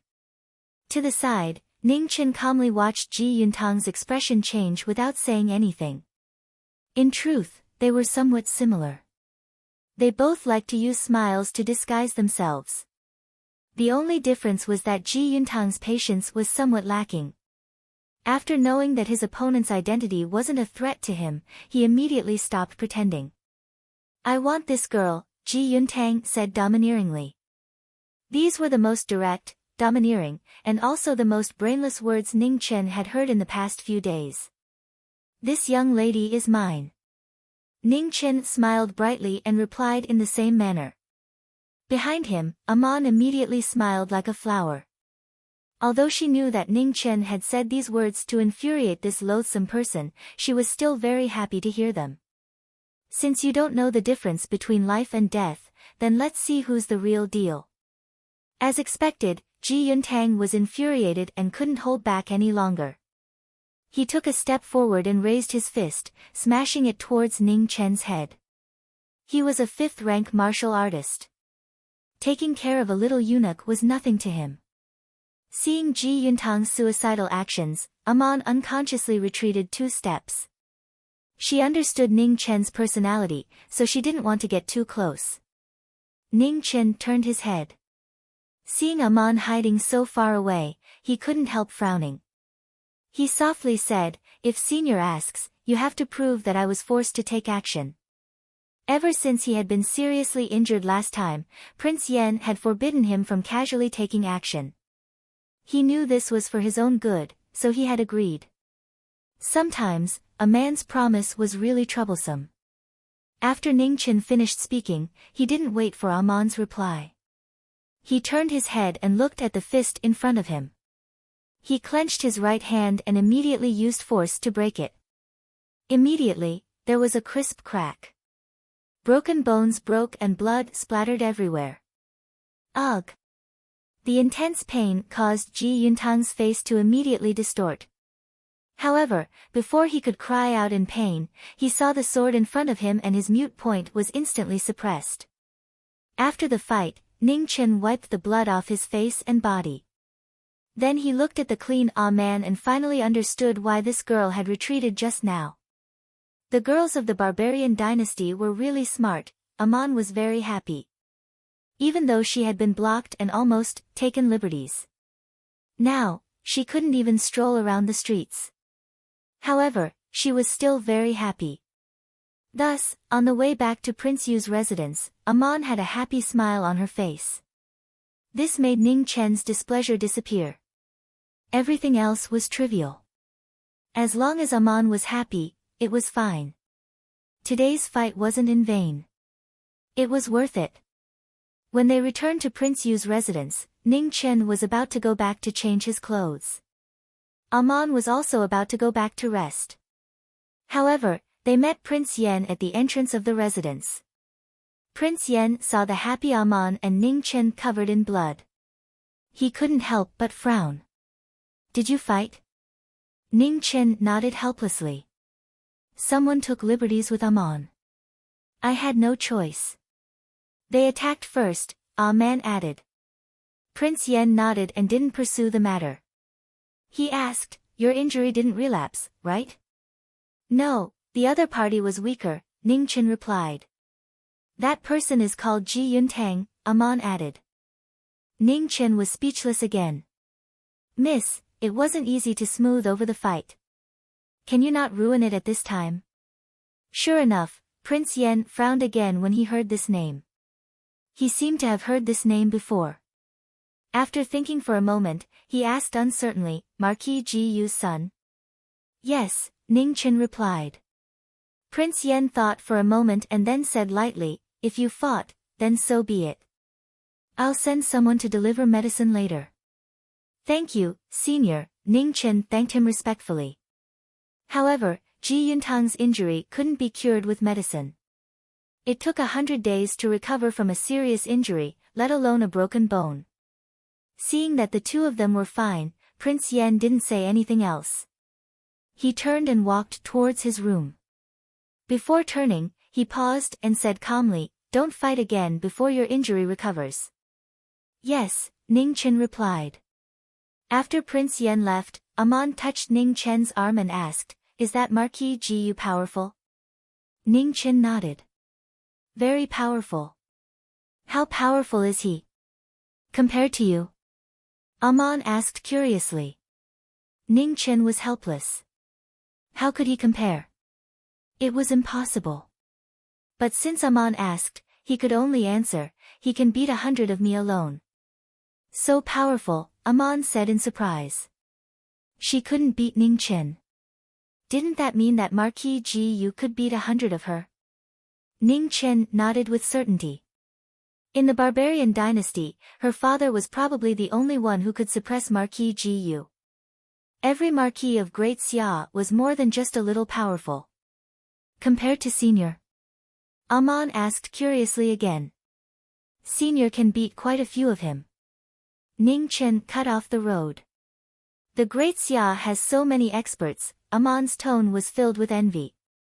In the barbarian dynasty, there were pitifully few martial artists above rank 7, let alone these powerful experts. Ning Chen didn't reply. In truth, the barbarian dynasty was not weak. Although there were fewer martial artists, the soldiers of the barbarian dynasty were all brave and skilled in battle. They were not to be trifled with. Unless a martial artist reached the Xiantian realm, there was no way they could contend against the war machines. No matter how strong a Hotian martial artist was, there would be a time when they ran out of qi. Once they ran out of qi, in front of tens of thousands of soldiers, only death would await them. In the past few years, the barbarian dynasty and the Great Xia had clashed many times. The Great Xia had also suffered many casualties. In the end, the Great Xia Emperor had sent one of the 10 marquises, Marquis Ji Yu, to personally suppress him. Only then did the barbarian dynasty gradually settle down. Of course, there was no need for him to say this to Amon. He also wouldn't say it. Amon's way of thinking was actually very simple. She could clearly distinguish between right and wrong, right and wrong. If it was right, she would do it. If it was wrong, she wouldn't do it. There was no need to beat around the bush. Sometimes, he really liked to talk to Amon. He didn't need to think about this and that. He only needed to simplify things and he would be able to get along well with her. For example, if he were to talk about the strength of martial arts in detail, Amon wouldn't be able to understand. But if he simply quantified the strength of martial arts, Amon would be able to understand. In reality, could Marquis Ji Yu really beat 100 of him? He didn't know. Maybe he could, maybe he couldn't. Maybe 100 wouldn't be enough. They had never fought before, so how would he know? However, that son of his was really weak. He could definitely beat 100 of him by himself. Chapter 65. That night, the moon hung high in the sky. Ning Chen was sitting alone in his room, preparing to meditate when he heard a knock on the door. The door isn't locked. Please come in, said Ning Chen. Creak. The person who came in was a man. Under the dim light of the night, her delicate and charming face was exceptionally moving.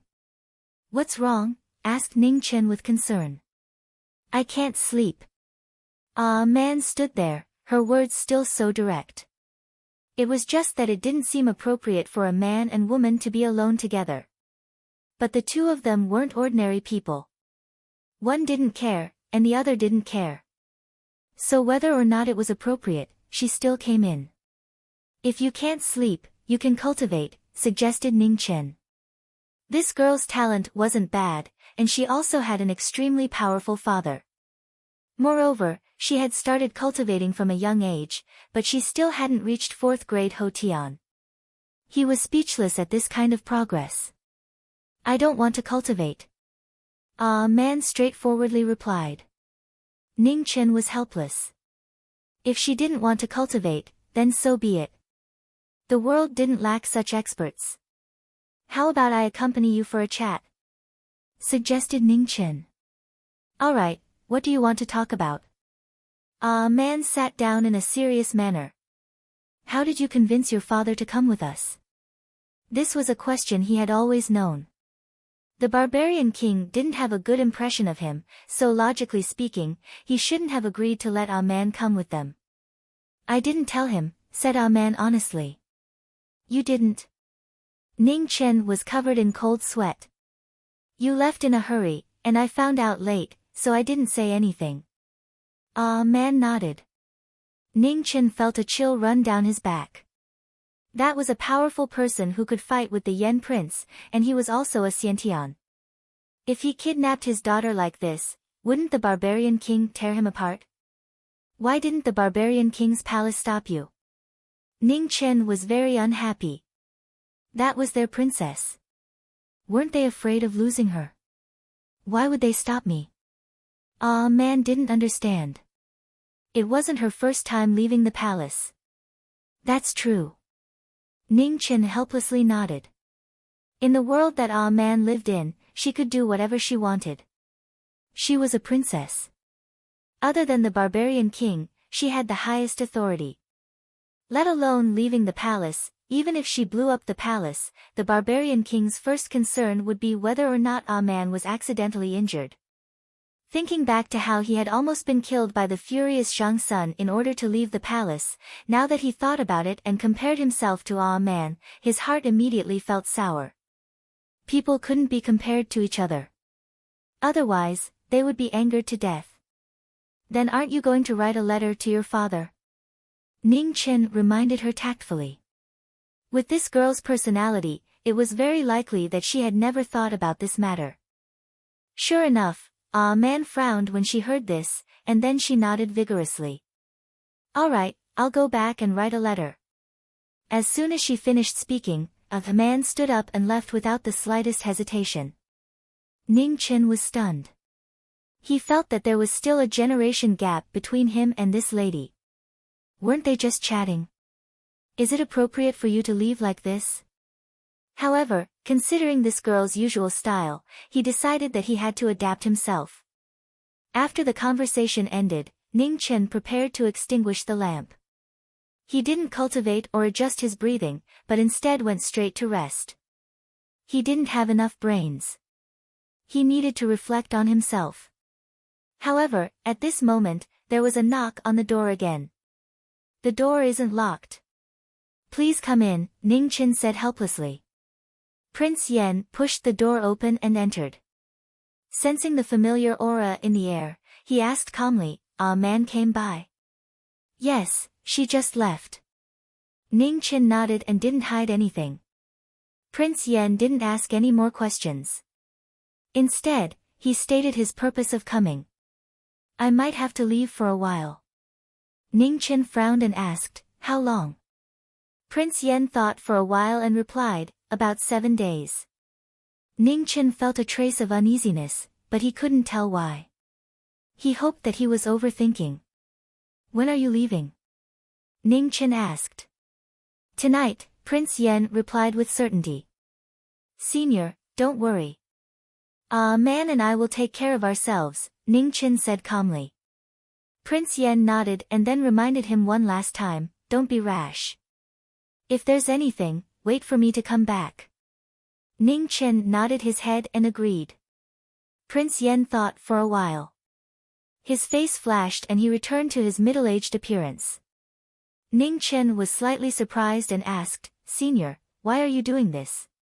Prince Yen said calmly, "If I don't get old, someone will be very uneasy." Ning Chen opened his mouth but didn't say anything.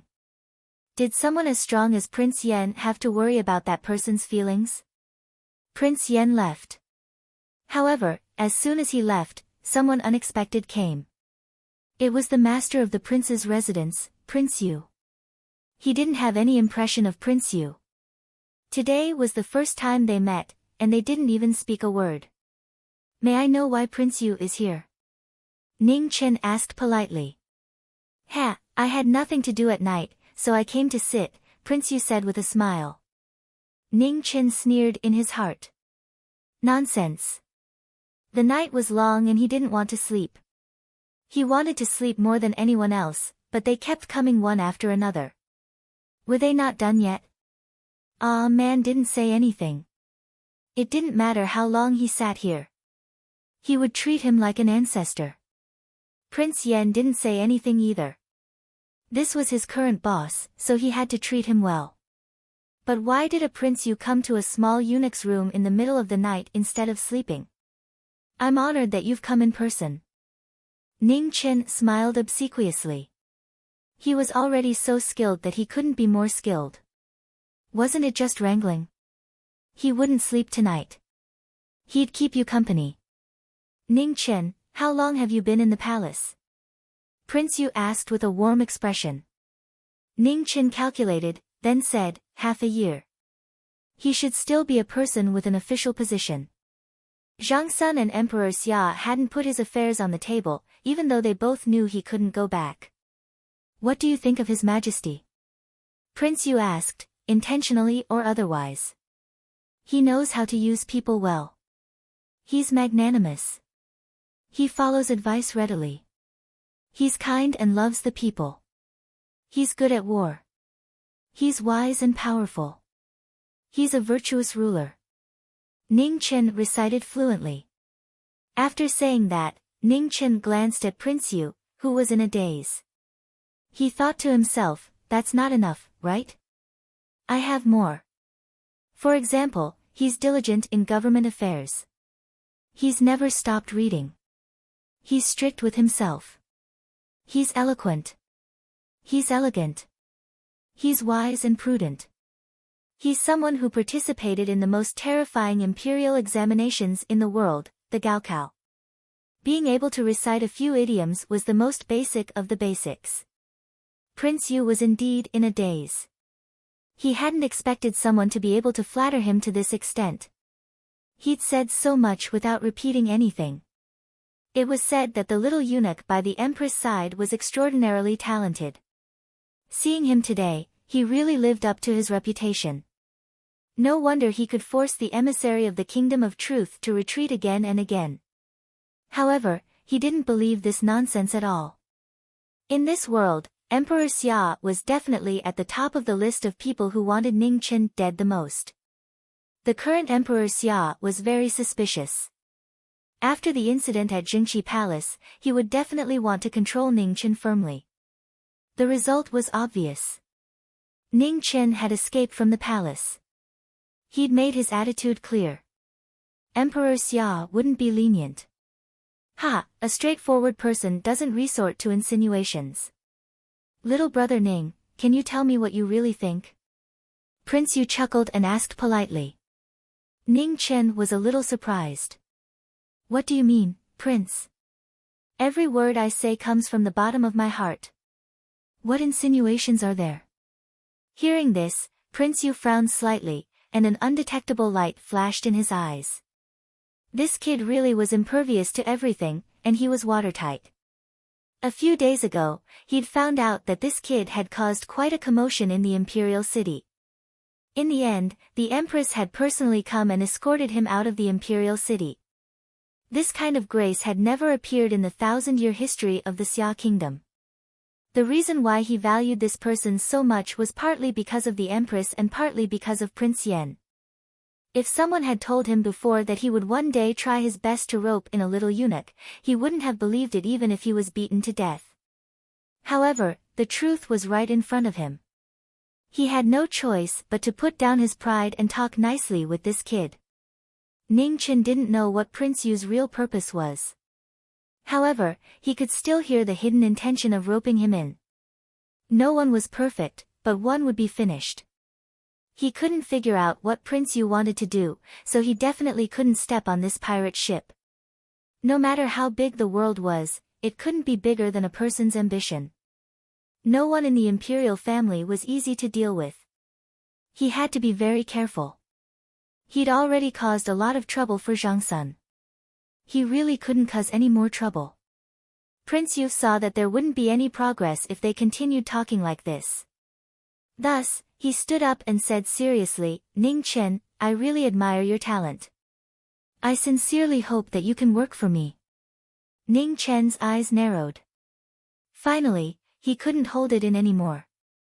He'd thought he'd have to continue feigning civility for a while.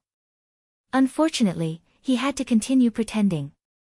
After gathering his emotions, Ning Chen pretended to be terrified and said, "Thank you for your kindness, Prince.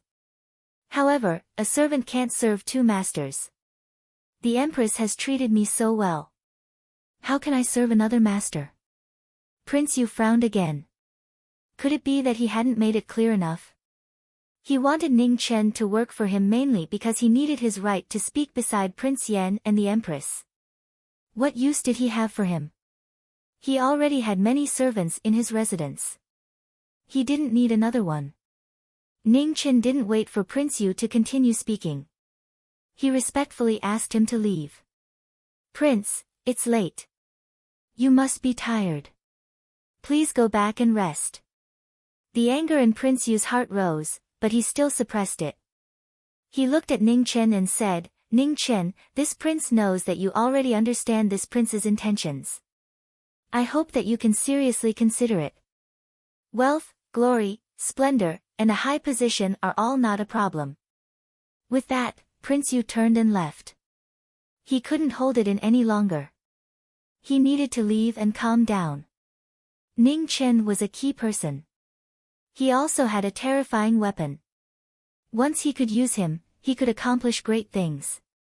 Since Emperor Xia couldn't tolerate this person, then he'd use him. Everyone had weaknesses. Either glory, wealth, or power. As long as the price was right, he didn't believe that anyone would be stupid enough to refuse. Ning Chen watched Prince Yu leave. Then, he waved his hand and closed the door with a bang. He went back to bed. Was he stupid? Of course he wasn't. Prince Yu's last words had vaguely revealed a domineering aura and ambition. No matter if his guess was right or not, he couldn't get on Prince Yu's boat. In this world, other than glory, and high positions, there was something else called life. Now that Emperor Xia wanted to kill him, he had Zhang Sun to protect him. If his guess was right, and he still recklessly followed Prince Yu, then the first person to chop off his head would be Zhang Sun. He wasn't afraid of death, but he didn't want to court death. Moreover, he didn't like Emperor Xia only because Emperor Xia wanted to kill him. Other than that, he didn't have any dissatisfaction with Emperor Xia. Now that the Grand Xia had external troubles, they couldn't have internal troubles. Chapter 66. The restless night passed quickly. When dawn came, a man got up early and went out to send a letter. With the steward of Prince Yu's residence accompanying her, the officials at the relay station did not dare to be negligent.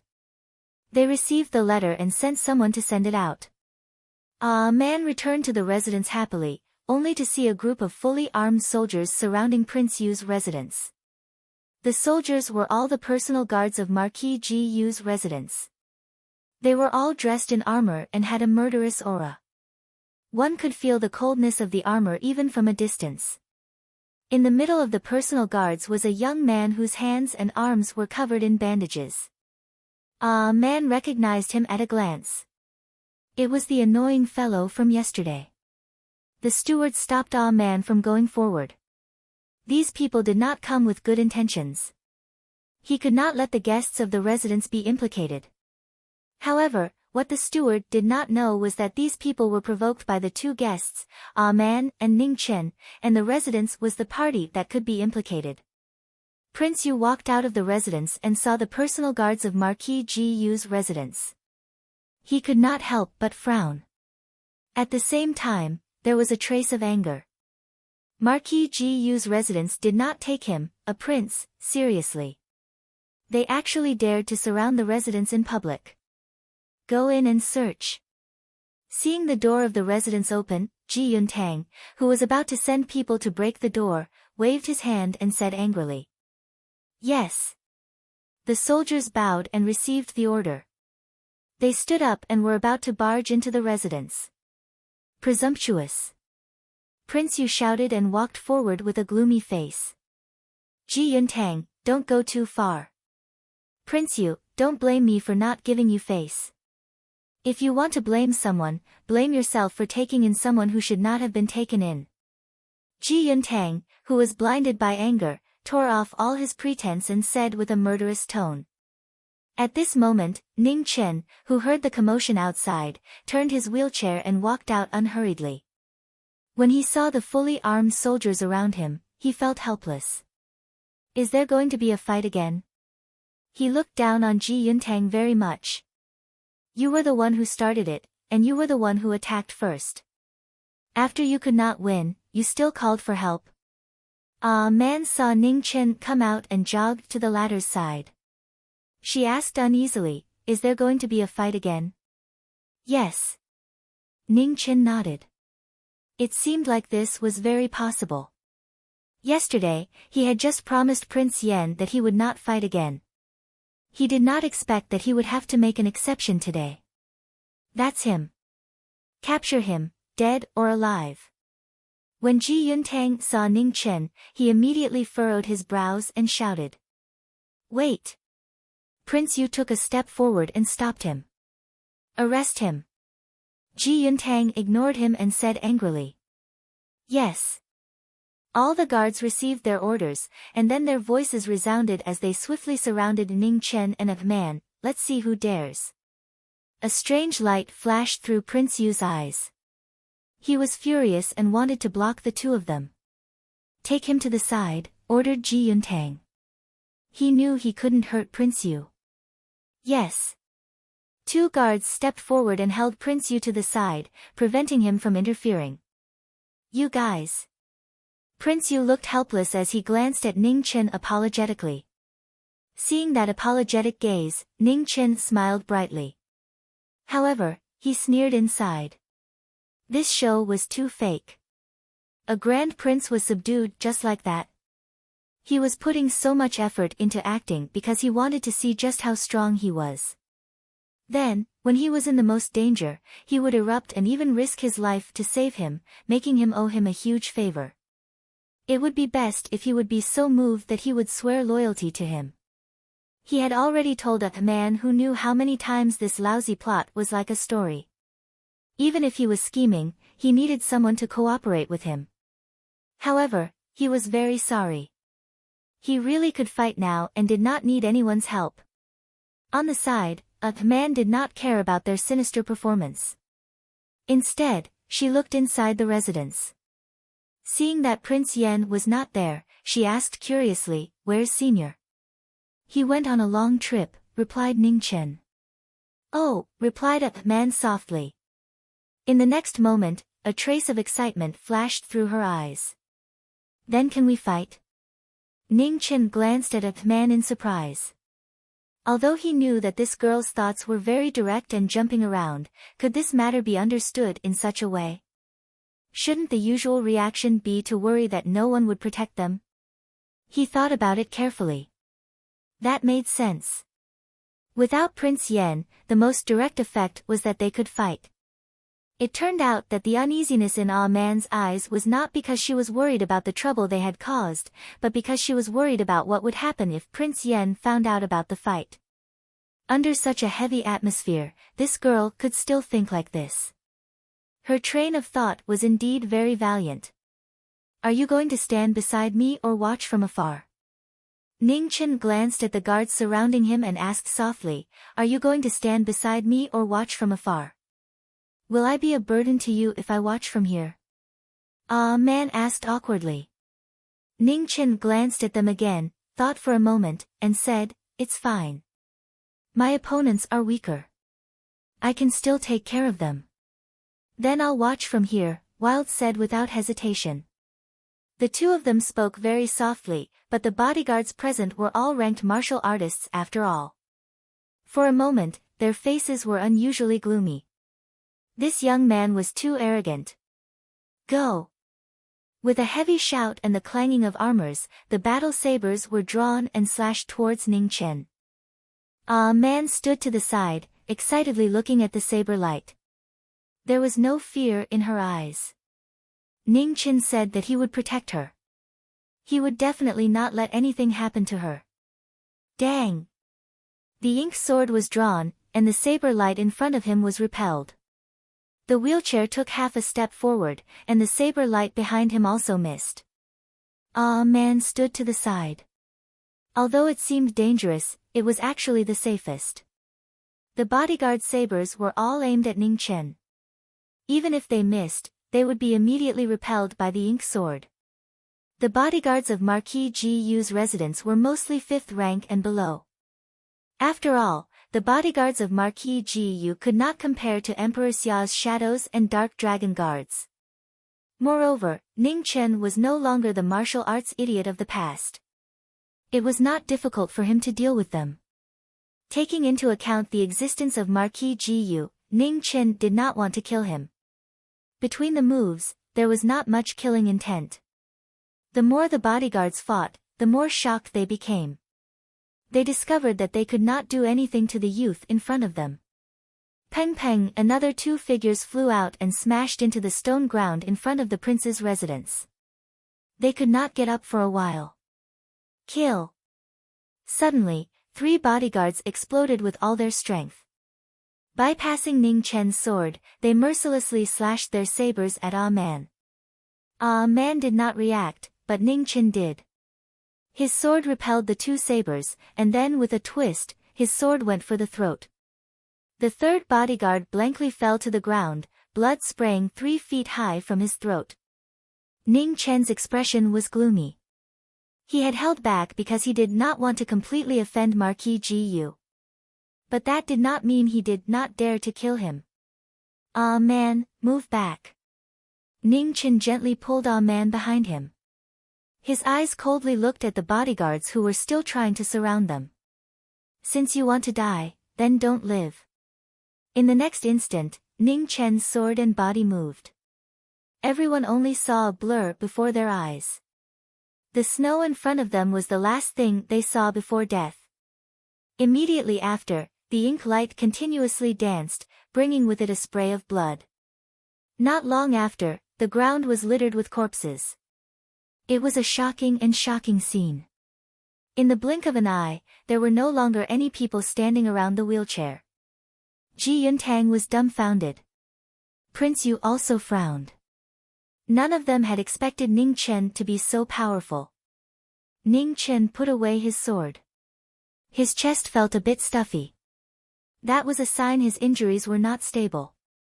There was a reason why Senior had not allowed him to fight. If he used up too much of his true qi, there was a chance his injuries would erupt. Man, push me back, said Ning Chen softly. Oh, okay. Man ran over and pushed Ning Chen back into the prince's residence. Before entering the prince's residence, Ning Chen turned to look at Prince Yu. He respectfully said, "Thank you for protecting me just now." Ning Chen is endlessly grateful. Prince Yu raised an eyebrow and forced a smile. "You're too courteous." Ning Chen then glanced at Ji Yuntang. "Young Marquis, I advise you to think of a way to explain what happened today. I think Marquis Gu still doesn't know that you privately mobilized troops to surround the prince's residence. You're on your own now." Neither he nor Ji Yuntang could escape responsibility for what happened today. Privately mobilizing troops to surround the prince's residence was a huge crime. Massacring the Marquis' personal guards was also a huge crime. If they really wanted to argue about it, both of them would be beheaded. If Marquis Jiyu didn't want his son to die, then this matter could only be suppressed in secret. After returning to the prince's residence, Ning Chen was finally unable to suppress the stuffy feeling in his chest. He violently coughed twice, and a trace of blood seeped out from between his fingers.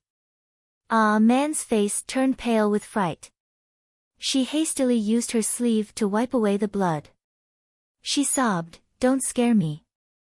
Don't die." Ning Chen was helpless. Who said that vomiting blood would definitely lead to death? If that was the case, who knew how many times he would have already died? "Don't worry, I'm fine."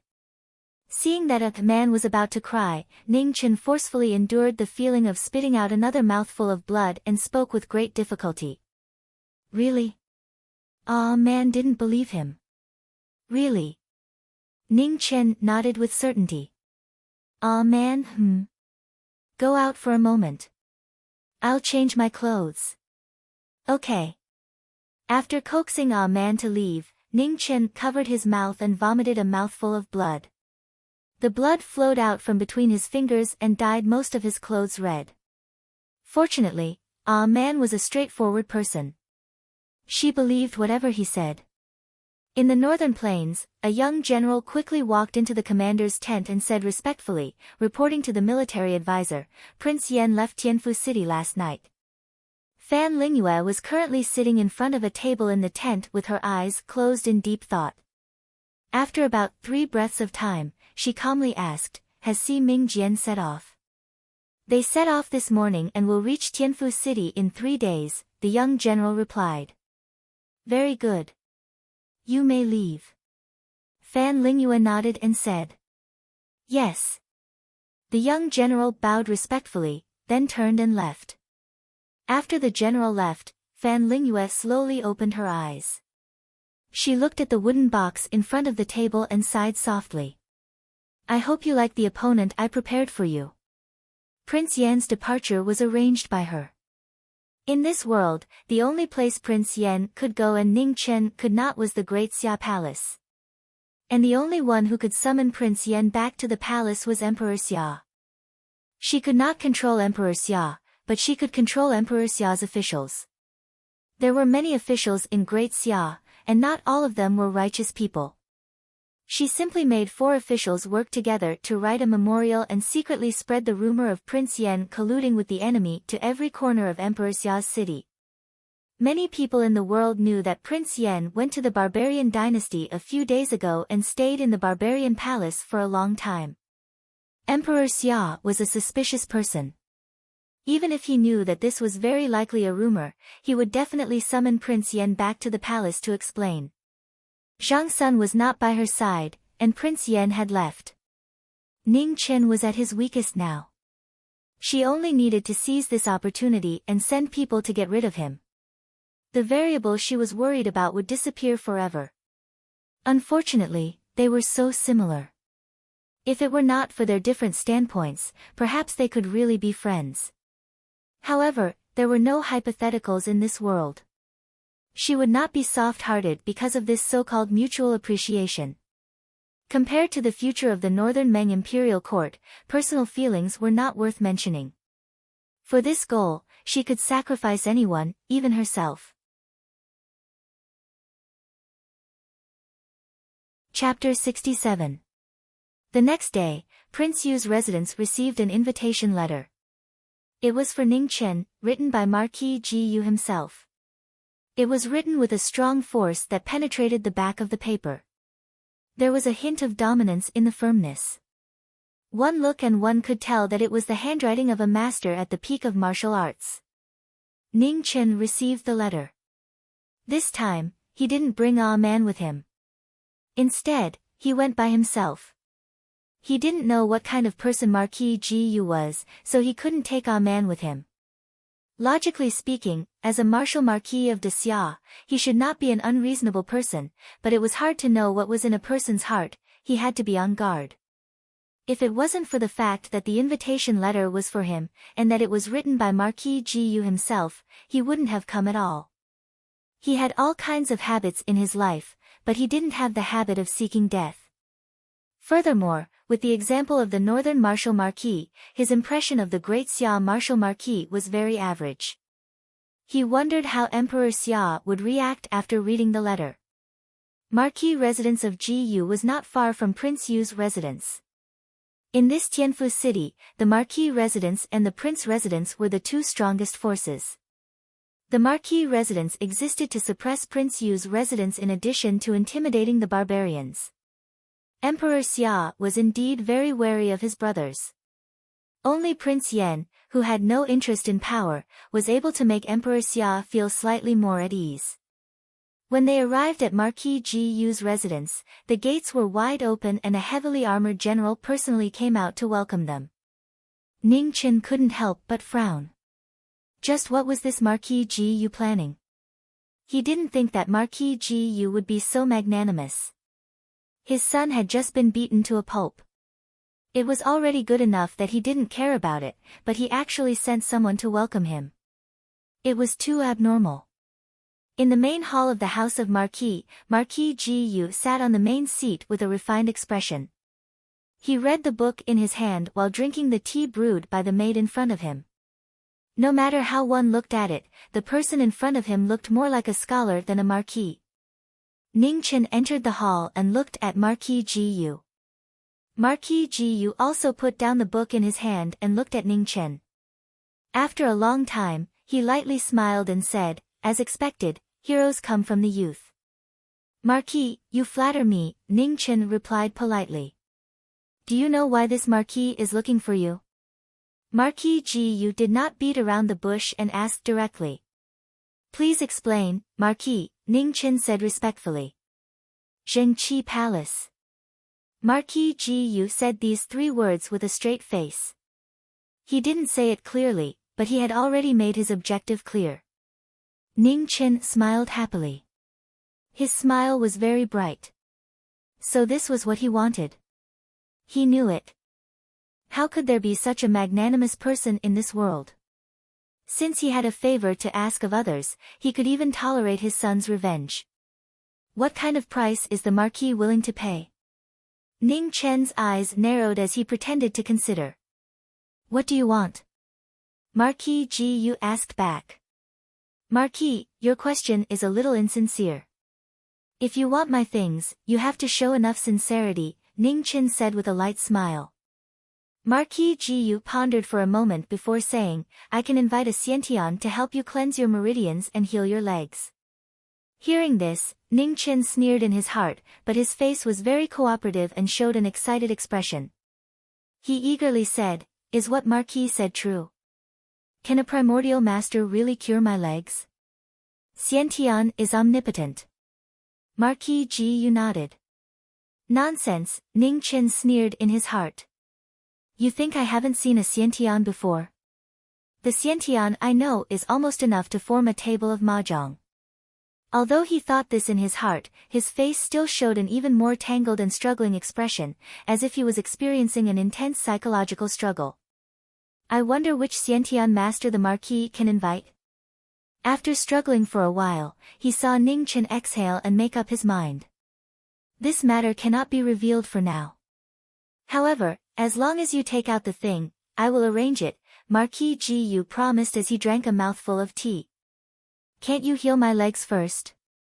Ning Chen's eyes clearly flashed with a trace of disappointment. He was unwilling to give up. This matter cannot be rushed.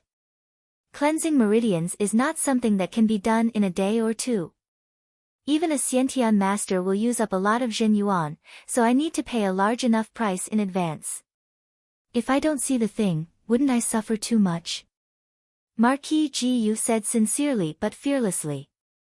He believed that Ning Chen would make a choice. Compared to his legs, these worldly things were useless to him. His Majesty was too anxious, too extreme. That was why he had forced Ning Chen to run away again and again, leaving no room for negotiation. Marquis, please allow me to think about it. I will definitely give you an answer in the near future. Ning Chen's expression changed again and again. How long? Marquis Gu indifferently asked. 10 days, no, 5 days. Ning Chen thought for a moment before saying. All right, I will give you 5 days. After 5 days, I will wait for your answer. Marquis Gu nodded and said seriously. Many thanks, Marquis, Ning Chen respectfully said. Generally, help me send the guest off. Marquis Gu glanced at the heavy-armored general beside him. Yes. The heavy-armored general stepped forward and bowed, please. Ning Chen nodded and then turned his wheelchair to walk out of the hall. Suddenly, the wheelchair stopped. Ning Chen turned around and glanced at Marquis Gu. He softly said, Marquis, Prince Yu also mentioned this matter to me last night. He also promised a high position and a generous salary, as well as glory, splendor, wealth, and rank. Although Ning Chen is not interested in these things, I still have some doubts. Glory, splendor, wealth, and rank are still fine, but isn't a high position and a generous salary something only His Majesty can decide? Hearing this, Marquis Gu's eyes slightly narrowed. Thank you for the reminder. Ha! Ning Chen softly laughed, turned around, and immediately continued walking forward. When he was about to leave the hall, a calm voice came from behind him. If possible, please let me see the power of that thing in your hand with my own eyes. I hope it won't disappoint me. Ning Chen's lips curled into a strange arc, definitely. After saying this, the wheelchair moved forward and quickly disappeared. Father. After Ning Chen left, Ji Yuntang walked out from the back of the hall and asked with an unwilling expression, why didn't you keep him and avenge your son? Idiot. Marquis Gu coldly snorted and said, now, the entire Prince Yu's mansion knows that Ning Chen came to Marquis Gu's mansion. If you make a move at this time, do you want to attract the wrath of the Empress and Prince Yen? Don't cause trouble for me in the future. This Ning Chen isn't someone you can touch.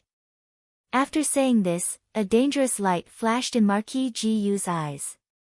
It was fine if this kid didn't make a move, but once he made a move, he had to kill him in one strike and not leave any future troubles. Yes. Ji Yuntang was unwilling, but he didn't dare to go against his father's wishes. He could only retreat with a heart full of anger. Marquis Gu sighed softly. Although this child of his appeared to be tolerant on the surface, he wasn't that scheming.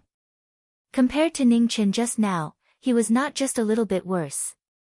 Ning Chen's last words had really stabbed Prince Yu fiercely.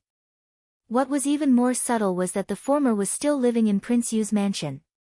Thinking of the meaning of that sentence, Marquis Gu narrowed his eyes and said coldly, Prince Yu, what exactly do you want to do?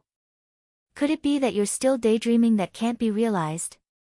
After returning to Prince Yu's mansion, Prince Yu immediately went forward to see Ning Chen and expressed his concern. Ning Chen responded with a smile, indicating that he didn't suffer any excessive difficulties. There was a hidden meaning in his words. Prince Yu could tell that although Ning Chen was hiding it with a smile, his words still inadvertently revealed a bit of anger and unwillingness. Prince Yu guessed that it was very likely that Ning Chen had suffered difficulties in Marquis Gu's mansion. This was a good thing. The worse the relationship between Ning Chen and Marquis Gu's mansion, the more likely it was that Ning Chen would side with him. Prince Yu comforted him with a few words of concern and then left with great satisfaction. After Ning Chen dealt with Prince Yu, he returned to his residence and saw a man walking around in circles in boredom in the courtyard. He smiled lightly and stretched out his hand to call out, "Ah man, come here for a moment." It was really too boring to talk with those cunning old foxes, to the point that he was now full of nonsense and not a single word of truth. Instead of smiling and wrangling with them and wasting time, it was better to accompany Ah Man and make her happier. In the courtyard, when Ah Man heard Ning Chen's voice, she immediately walked over with a bright smile and asked charmingly, "What? I'm taking you to do something fun. Do you want to come?" Ning Chen asked with a smile. "Yes," Ah Man replied without hesitation. "Come, push the wheelchair," said Ning Chen. A man obediently walked behind Ning Chen and pushed the wheelchair. She reminded him, "You can't fight anymore." Ning Chen nodded and said, "Yes, I won't fight." He understood that the miserable sight of him vomiting blood yesterday had frightened Ah Man and left a bad shadow in her heart when it came to fighting. In this world, the most difficult person to understand was Ah Man, but the easiest person to understand was also Ah Man. So many people had died yesterday, but Ah Man didn't even blink. But after seeing him vomit blood, she immediately panicked. The reason was actually very simple.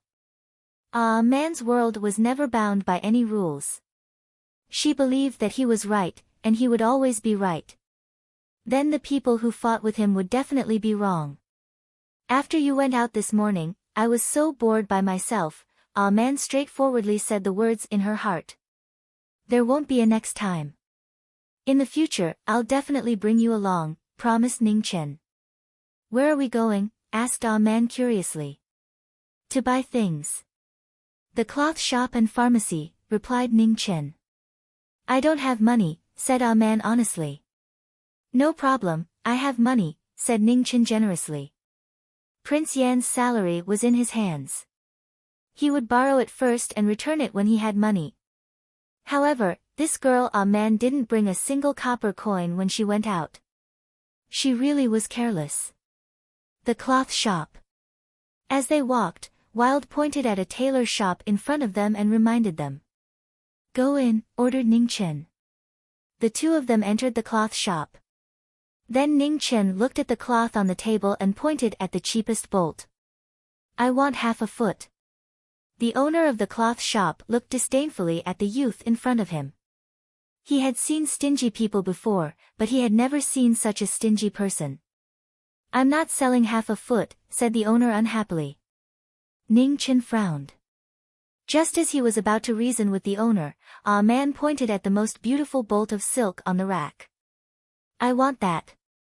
The color of the silk was light and elegant. It wasn't too thick or bright, and it was smooth and flawless. It was clearly a famous product and was very expensive. Ning Chen clenched his teeth and said, "I'll buy it." Hearing this, the owner's expression immediately changed. He smiled so widely that he couldn't close his mouth. "All right, young master also wants this bolt of cloth, right? No need to cut it, I'll give it to you for free." Ning Chen clenched his teeth and paid the money. Then he took the 2 bolts of cloth and left. How could he have forgotten that although this girl was different from ordinary people, she was still a princess? How could ordinary people compare to her taste? Most importantly, she was still a woman. When she saw beautiful things, she would subconsciously want them. 2 bolts of cloth, 130 taels of silver. This bolt of cloth was only enough to cover his head. What kind of silk was this? It was clearly made of silver. "Ah Man, what are you buying it for?" Ning Chen's heart bled as he asked. "To make clothes." Ah Man's eyebrows curved as she smiled. "Don't you already have a lot of clothes?" Ning Chen didn't understand. When Ah Man came out with them, she didn't bring anything other than clothes. However, other than clothes, she really didn't have anything else to bring. "I don't have this kind of clothes yet," replied Ah Man matter-of-factly. Ning Chen didn't know what to say. He had really tried his best, but he still couldn't keep up with Ah Man's thoughts. Chapter 68. After they finished looking around the cloth shop, Ah Man pushed Ning Chen to find a pharmacy. Nanjiang was rich in medicinal stones, and the business was very good. Everywhere, there were caravans coming to buy medicinal stones. Ning Chen found a pharmacy and began to buy as much as he could. He had already spent over 100 taels, so he didn't care about the change. Not long after, a large sack was filled to the brim. There were at least 20 to 30 different types of medicinal stones. After the 2 of them finished buying, they immediately returned to the prince's residence. They closed the door and began to work. There were too many types of medicinal stones, and most of them were useless. Ning Chen only bought them to confuse the people who were secretly following him. Prince Yu and Marquis Ji Yu clearly wanted to know the secret recipe for the explosives, so he had to be very careful. What is this? A man looked at the strange thing that Ning Chen had cut out of cotton and asked in confusion. A mask, Ning Chen replied.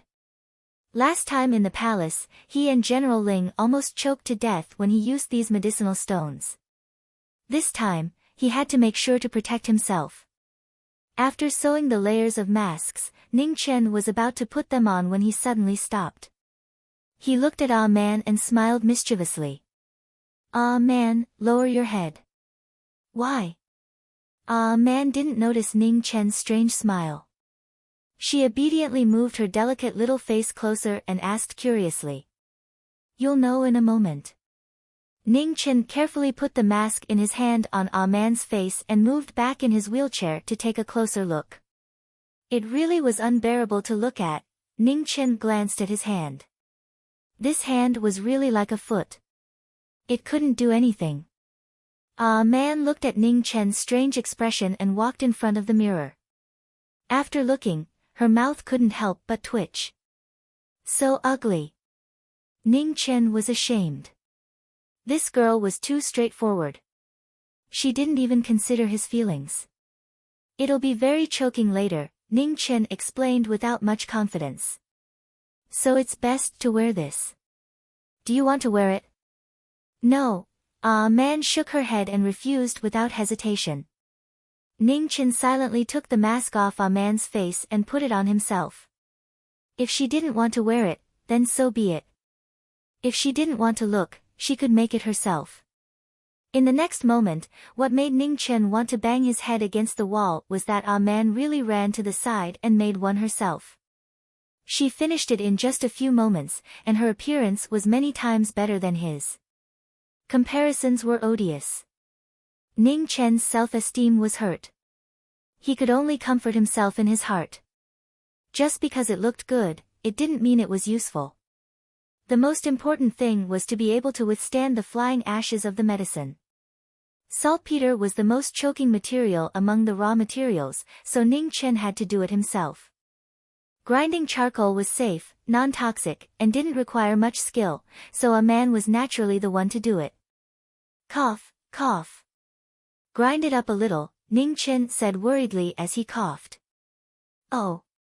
A man threw a piece of charcoal into the grinder. Cough, cough. Aren't you choking? Ning Chen asked again. It's all right. A man added another piece of charcoal and said casually. Why am I choking? Ning Chen twisted his head and said. I don't know, A man said honestly. Ning Chen was speechless. Why wasn't this girl enlightened? Couldn't she hear the hidden meaning in his words? How about you give me your mask and you make another one? With no other choice, Ning Chen could only embarrassedly say it out loud. Okay. A man nodded. She got up and took off her mask to help Ning Chen change it. Then she ran to the side and made another one. What a good girl. Ning Chen silently sighed. He immediately suppressed the melancholy in his heart and began to work.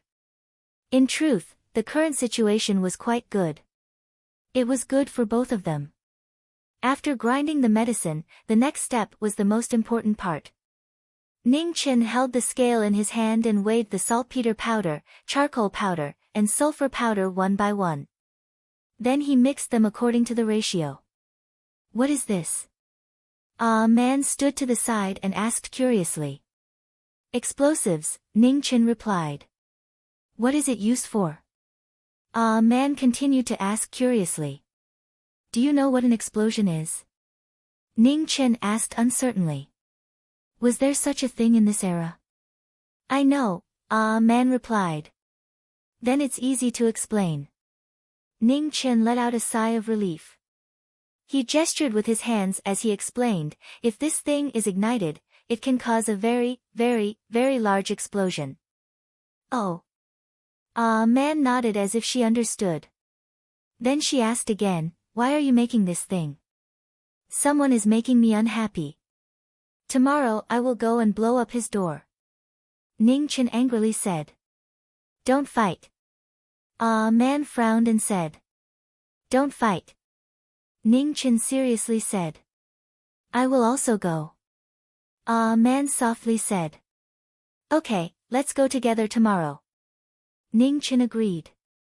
He had originally planned to bring Man along. The next day, early in the morning, Ning Chen brushed his teeth and washed his face. He was full of energy. Then he hugged his self-made revenge bomb and walked out the door.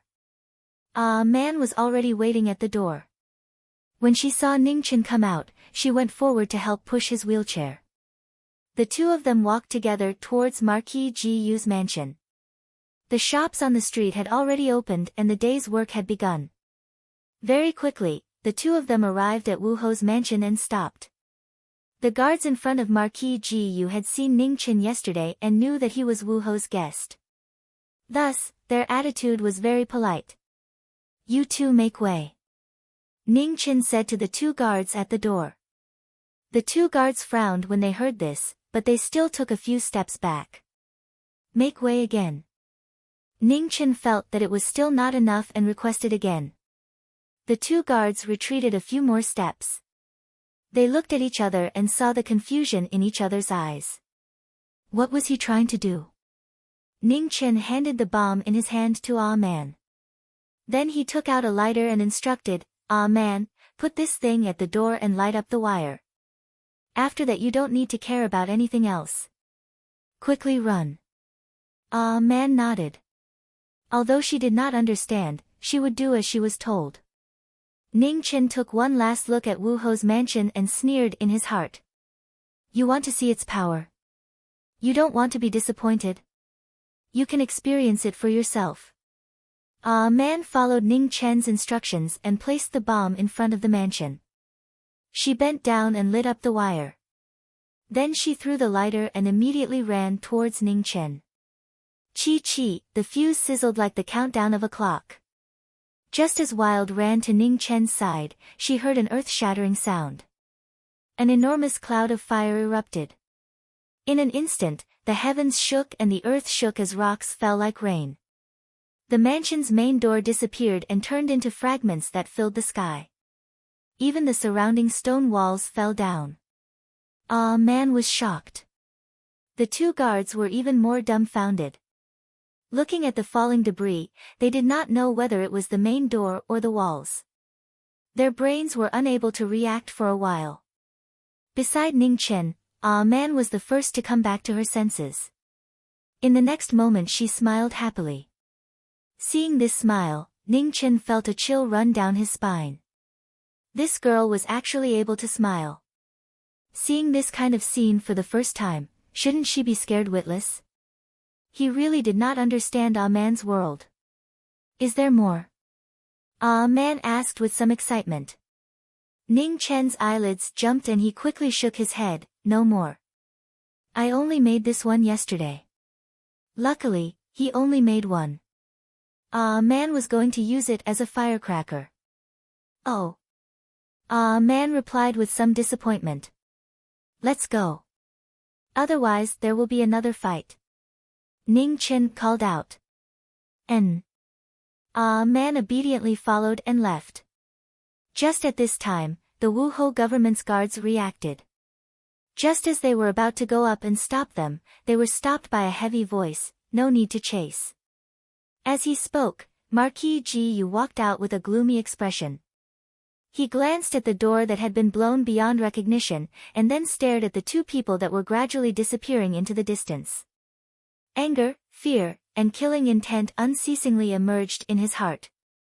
After all his calculations, he had miscalculated this brat's terrifying schemes and guts. On the way, Man asked puzzledly, why aren't they chasing us? Ning Chen chuckled and said, because their Marquis wants the method to create that thing. He captured me.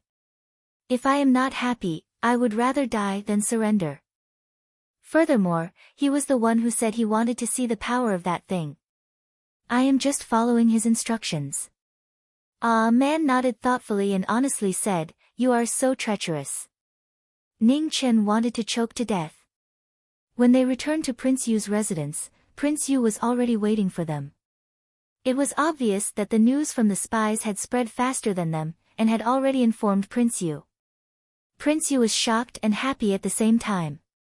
He was shocked because the power of that thing was as terrifying as the rumors said. He was happy because Ning Chen must have completely fallen out with Marquis Yu's residence this time. Going to blow up someone else's residence, this was a blatant slap to their face. Prince Yu saw the two of them returning and immediately went up to them. Just as he was about to speak, he was stopped by Ning Chen. Ning Chen knew that he had to start acting and arguing with Prince Yu again. He was afraid that Ah Man would be bored, so he turned and said, "Ah Man, you go back first.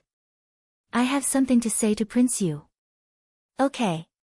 Ah Man nodded obediently and then left by herself.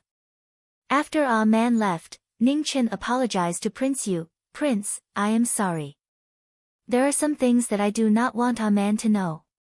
This prince can understand, but you are too impulsive this time." Prince Yu's tone was filled with reproach. Ning Chen revealed an unconvinced expression and coldly snorted, "They are the ones who have gone too far." Sigh. Prince Yu sighed and patiently advised, "Even so, no matter what, Marquis Yu is a martial marquis personally conferred by Emperor Xia. If you slap his face like this, he will definitely not let this matter rest. He dares." Ning Chen had endured for a long time, and finally revealed an arrogant expression as he said angrily. A sneer flashed across Prince Yu's eyes. In the end, he was still a young man, and his patience was still lacking. "Ning Chen, don't be impulsive. Think about it, no matter how much the Empress favors you, it's impossible for her to protect you every time. Not to mention Prince Yan, even though third brother's martial arts are extraordinary, he doesn't have any real power in his hands. To contend against a martial marquis whose martial arts are not inferior to his, how difficult is that?" Prince Yu tried to reason with Ning Chen, hoping that Ning Chen would know the power of this. Sure enough, after hearing Prince Yu's analysis, Ning Chen's expression gradually became unsightly. Moreover, it became more and more unsightly and paler, as if he understood how much trouble he had caused today. Prince Yu's own words were effective, so he quickly struck while the iron was hot. "How about this? This prince will help you deal with it, so that Marquis Yu's estate will not find trouble with you." "But, Marquis Yu is a martial marquis after all, but Prince Yu." Ning Chen did not finish his sentence, and his face revealed a look of disbelief. "Ha, you underestimate this prince too much. This prince can still deal with a mere martial marquis." Prince Yu laughed out loud and took the opportunity to display his strength to Ning Chen, so that the latter would have a rough understanding of his strength. A hint of struggle flashed across Ning Chen's face as he said, "Prince, then what price do I have to pay?" "Hee hee." Prince Yu laughed and shook his head, "Speaking of price is too much of an outsider. This prince is indeed very pleased with your talent. As long as you agree to work for this prince, Prince Yu's estate will always be your most powerful support."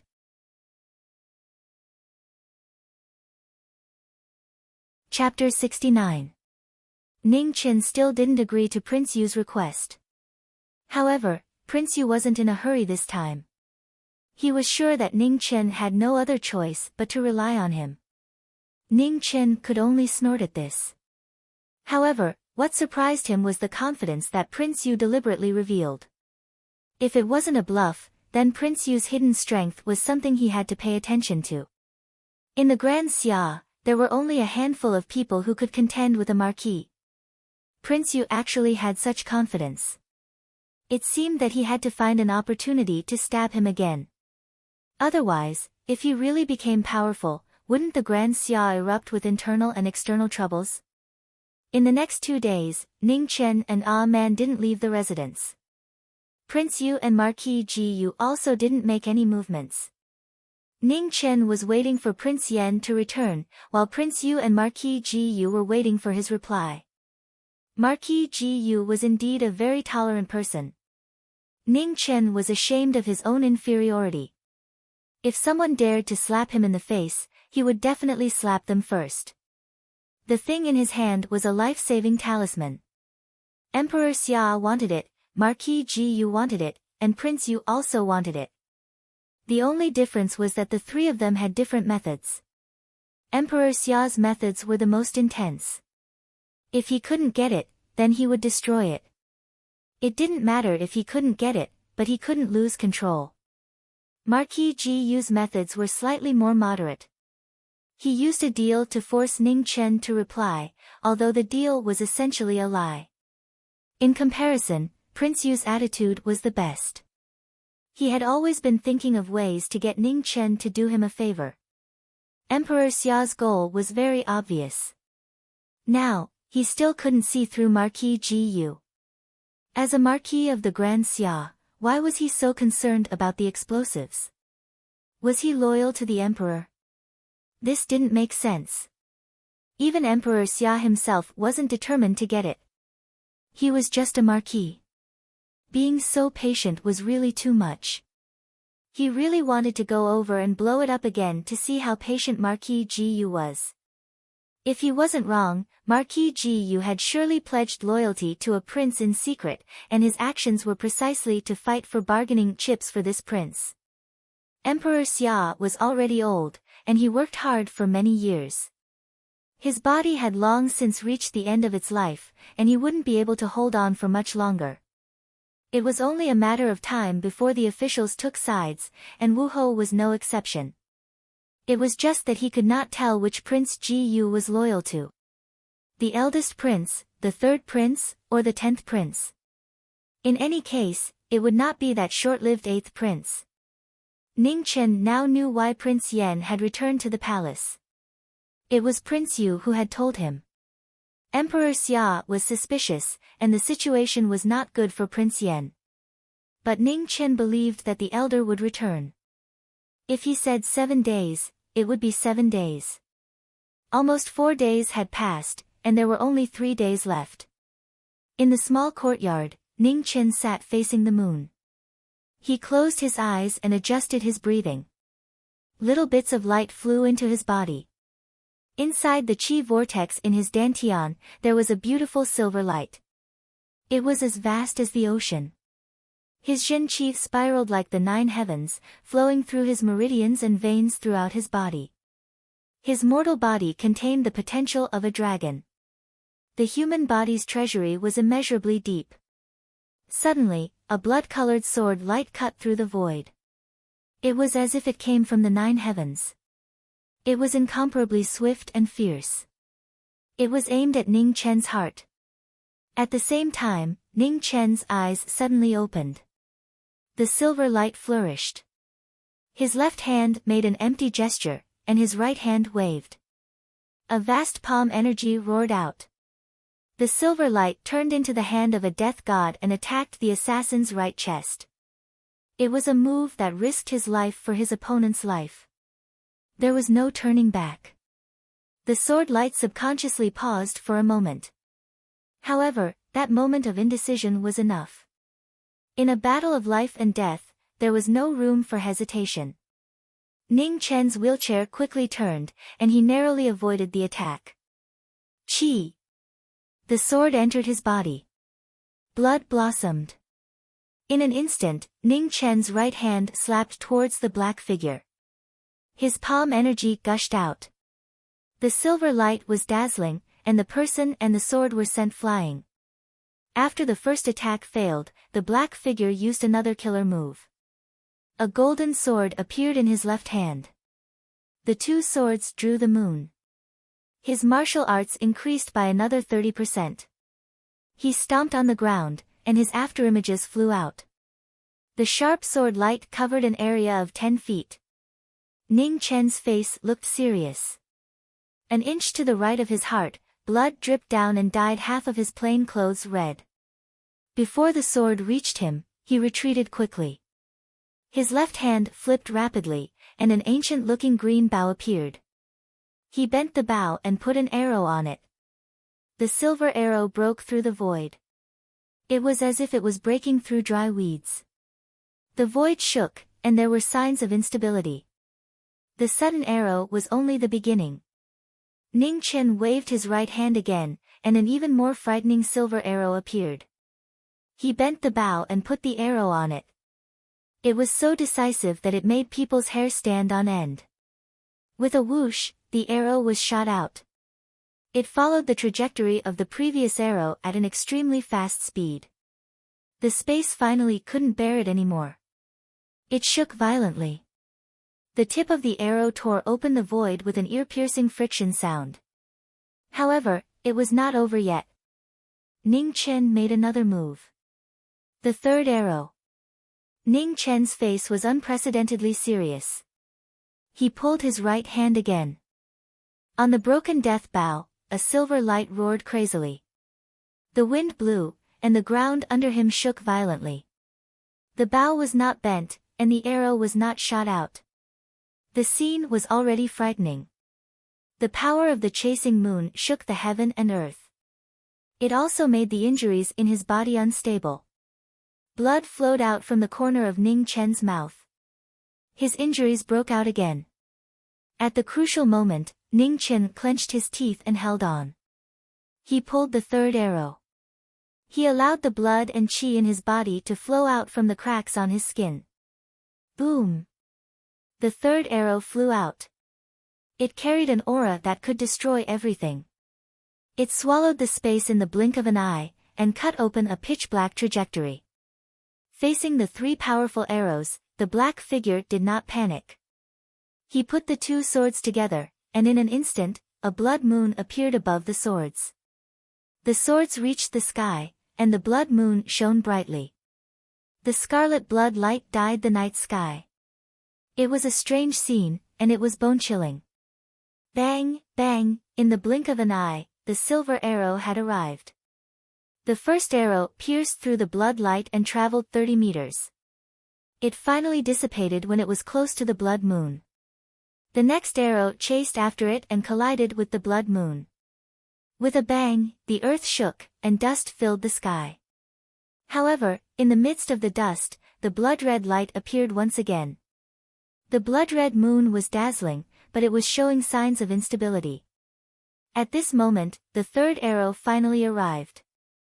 The terrifying arrow directly shattered the moon, and was about to take one's life. The black figure let out a soft cry of surprise, and the third sword appeared. The three swords joined together, and shattered the arrow light in front of him.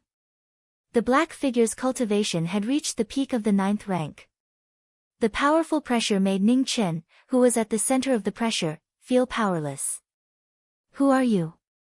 Ning Chen coughed up a mouthful of blood and asked with difficulty. Beimeng's 4 engraved swords, said the black figure indifferently. Ha! Ning Chen smiled bitterly. The first disciple of Beimeng Xiantian. When did he provoke such a big trouble? The peak of the 9th rank was not something he could contend against. Today, it would be very difficult for him to escape unscathed. 4 engraved swords moved again. The blood-colored sword light met Ning Chen's face. Ning Chen waved his hand, and with a clang, the ink sword came out of its sheath, blocking the incoming attack. Boom! The huge difference in cultivation caused Ning Chen's body to tremble. Like a cannonball, he flew out and smashed into the wall behind him. Blood dyed his plain clothes. You're not bad. Unfortunately, you're too young. 4 engraved swords calmly said. A mere 5th rank prenatal cultivator was actually able to last this long in his hands. Who in Beimeng wants me dead? Ning Chen coughed up a mouthful of blood and asked. Military advisor. 4 engraved swords replied. Ha! Ning Chen struggled to get up and returned to his wheelchair. It turned out that the most powerful military advisor in Beimeng had also noticed him. He had been too careless. He had only set his sights on the Xia and neglected the powerful country in the far north. Are you done with your last words? Go on your way. After saying that, 4 engraved swords figure flashed. The sword in his hand moved and he quickly rushed over. It was an unavoidable and unblockable sword strike. Ning Chen was powerless to block it. At this moment, a beautiful figure appeared and blocked in front of him without any hesitation. She was like a moth flying into a flame, and she had no regrets. No! Ning Chen's pupils fiercely shrank as he painfully shouted. However, everything was too late. The sword pierced through his body, bringing with it a large amount of blood. A man looked at Ning Chen in front of her. A final trace of gentleness flashed through her eyes. Blood flowed out of her mouth as she said, "You must live." Her body gradually softened. With reluctance, she collapsed in the arms of the person she loved the most in her life. From then on, she would forever remember this feeling. Ning Chen's heart was in pain. It was so painful that it tore his heart and lungs apart. It was so painful that he couldn't make a sound. Only his body unceasingly trembled. Why is it that people only know how to cherish something when they lose it? In front of the two of them, four engraved swords frowned. He was about to attack again when suddenly, two dazzling rays of light shot over like shooting stars. One was green and the other was red. They slashed towards him. Four engraved swords' expression changed. He raised his sword to block. However, in front of such a powerful sword, under the boundless pressure, his mortal body was so small. He was like a small boat in a storm. He instantly sank. Bang! Blood spurted out. Four engraved swords was heavily injured and flew back. Before he landed, he turned around and used the momentum to flee. In the blink of an eye, he disappeared into the night. Within the courtyard, Yan Imperial Prince appeared. He glanced at four engraved swords who had disappeared but didn't chase after him. Cough, cough. Suddenly, intense coughing rang out. Ning Chen was holding a man in his wheelchair. A large amount of blood poured out of his mouth. His injuries had erupted, triggering the old injuries from a few days ago. New injuries and old injuries had completely spread. Yan Imperial Prince's expression changed when he saw that. He instantly arrived next to Ning Chen and placed his hand on his back.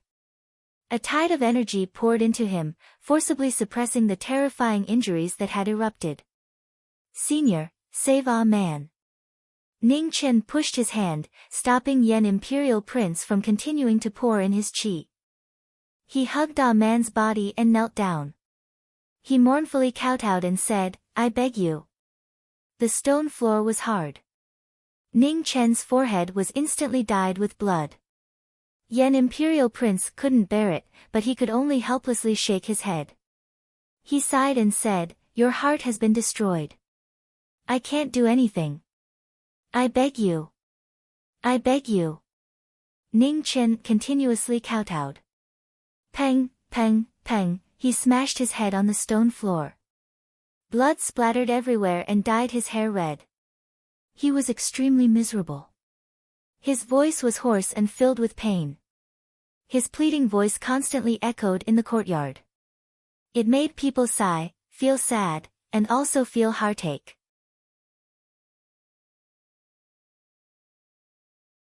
Chapter 70. Let me think about it. Seeing Ning Chen's miserable state, Prince Yan couldn't bear it. He went forward and sealed all the acupuncture points on a man's body to protect his last breath. However, his heart meridian was destroyed and it was difficult to save a Xiantian cultivator. This was a fact that everyone knew. Even if he recovered his Xiantian cultivation now, he couldn't change this fact. Innate qi was not omnipotent. Everything in the world had its own laws. It was not that there were no things that could go against the heavens and change one's fate, but they were extremely rare. A mortal's heart meridian was the place where their essence qi was concentrated. Even the Dantian sea of qi could not be compared to it.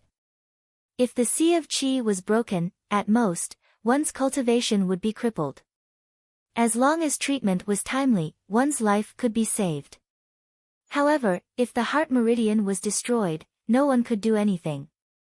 A man was not a Xiantian and had yet to break free from the limitations of her mortal body. To change her fate was as difficult as ascending to the heavens. "Please." Ning Chen kowtowed while coughing up blood. His face was covered in blood, and his hair was disheveled. He was in a sorry state. Suddenly, Prince Yen frowned as if he had thought of something, but he hesitated. The mournful sounds did not stop. She kowtowed to the ground again and again. She kowtowed to the ground and also to Prince Yen's heart. After a long time, he sighed softly and said, "The only chance is to go to Blue Frost Valley and find the water caltrop flower."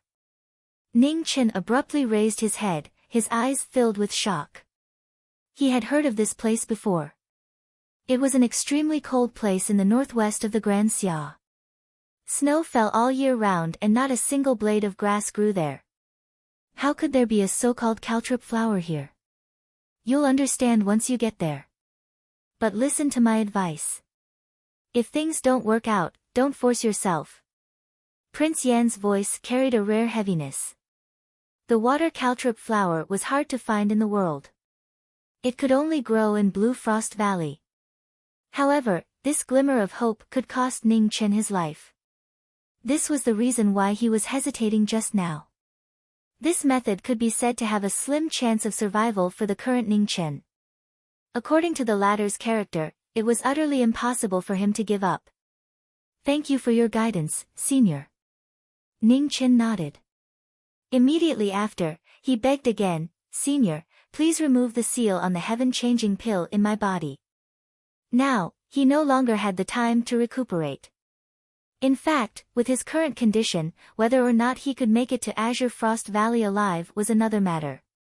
Prince Yen sighed deeply. He formed a sword with his right hand and pointed it at the former Sea of Qi. Immediately after, a wave of violent medicinal power exploded, destroying everything in its path. While it healed the wounds, it also caused even more damage. In the next moment, Ning Chen circulated the life scroll and forcefully absorbed the huge amount of medicinal energy. His cultivation instantly broke through the dangerous barrier and rose from the 5th grade of the natal realm to the 7th grade. The silver light flickered, and the Sea of Qi in his dantian was filled with raging waves. Although it continued to expand, it actually showed signs of collapsing. Ugh! Ning Chen let out a pained groan. Blood dripped from his mouth without end. The pain of increasing his cultivation at the cost of destroying his own potential was indescribable. It was as if 1,000 blades were scraping his bones, and every single blade was painful to the bone marrow. After his cultivation improved, Ning Chen immediately endured the pain all over his body and suppressed the internal injuries with all his strength. Prince Yen sighed again. Unknowingly, he had sighed more times than he had in the past 10 years. If one took love lightly, it would hurt others; if one took it too seriously, it would hurt oneself. A man valued love, so she had no regrets. Ning Chen valued love, so he had to endure the pain of 1,000 blades. Go in peace. Before you return, even if I have to sacrifice my entire life's cultivation, I will protect A man's last bit of life. Prince Yen looked at Ning Chen and made a promise. After saying that, Prince Yen thought carefully and added, "Also, there is heartbreak grass in the palace. It is extremely poisonous, but it can catalyze blood qi. It will be useful for you. Take some with you. Again, if you can't do it, don't force it." "Thank you, Senior."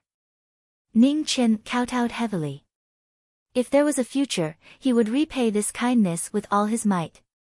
In the northwest of the Grand Xia, a cold moon hung high in the sky. Suddenly, a carriage sped forward, drawing a crazy shadow. A black horse and a black carriage madly rushed through the wasteland. In front of Azure Frost Valley, a snowy sword was placed horizontally in the wind and snow. The tip of the sword was dripping with blood. Frost constantly struck the sword throughout the year. Next to it, a youth was half lying down. He wore a black cloak. His face was handsome, and his eyes were half closed. There was not a trace of human emotion in them. The lonely swordsman had blocked the path forward. Ning Chen arrived in front of the valley and stopped the carriage. He requested, "I am Ning Chen. Please give me a caltrop crystal flower." If you take one step forward, I'll kill you. The youth's eyes didn't move, but his lips were filled with the most ruthless killing intent. His words had no meaning. The path forward was blocked. Ning Chen had no choice but to turn his wheelchair and force his way through. At the same time, in front of Azure Frost Valley, the snow sword flew up and spun in the air, bringing with it a waterfall of snowflakes. Within the snowflakes, the youth stood up. His body moved, and his sword moved. His cold sword and handsome eyes were cold. Suddenly, Ning Chen felt his body stagnate. He didn't have time to think. Relying on his peerless foundation, he met the sharp sword head-on. Clang! The two swords collided, causing the sky to be filled with snow. The snow sword showed no mercy. It changed its style again and chopped down. The ink sword also condensed frost, following the snow sword like a shadow. The youth who wasn't good at fighting before had to learn to fight these days. Now that he had something to worry about, he naturally wasn't as fearless as before. In Azure Frost Valley, the two strong cultivators were fighting. Killing intent was biting cold. Azure Frost Valley had a suppressive effect on cultivation, but the foundation created by the life scroll was unparalleled. Ning Chen was not afraid. His moves were not affected at all. The youth was very strong. In this Azure Frost Valley, both of their cultivations were suppressed. The battle of moves and foundation became the key. However, even so, Ning Chen didn't dare to be careless. His opponent's strength was beyond his imagination. His sword moves were modeled, but they didn't seem to be evil. The changing sword moves were hard to predict. His moves were blocked. Ning Chen gave up on his weakness and used his peerless foundation to protect himself. His unchanging moves met the ever-changing sword move head-on. When the wheelchair took a step forward, the carriage followed. Ning Chen's moves were simple, only to move forward. Your moves are not different. They originate from your peerless foundation and are infused with your own comprehension. There is a kind of dedication to protect, causing me to have the desire to destroy everything. After saying that, Mu Qianshang's figure moved again. The snow sword was as fast as lightning, cutting through Ning Chen's defense. The sword pierced straight through his body. Ning Chen didn't dodge. Blood spurted out from the right side of his chest. He let out a long groan. Cold qi surged around his body. Silver light swept through the wind and snow. The body around the snow sword was quickly frozen. Mu Qianshang frowned. A silver light flashed in his devilish eyes. He didn't loosen his grip on the snow sword. His other hand moved and struck towards Ning Chen's chest. Ning Chen endured the pain in his chest and moved his body. He also met the attack with a palm. Boom!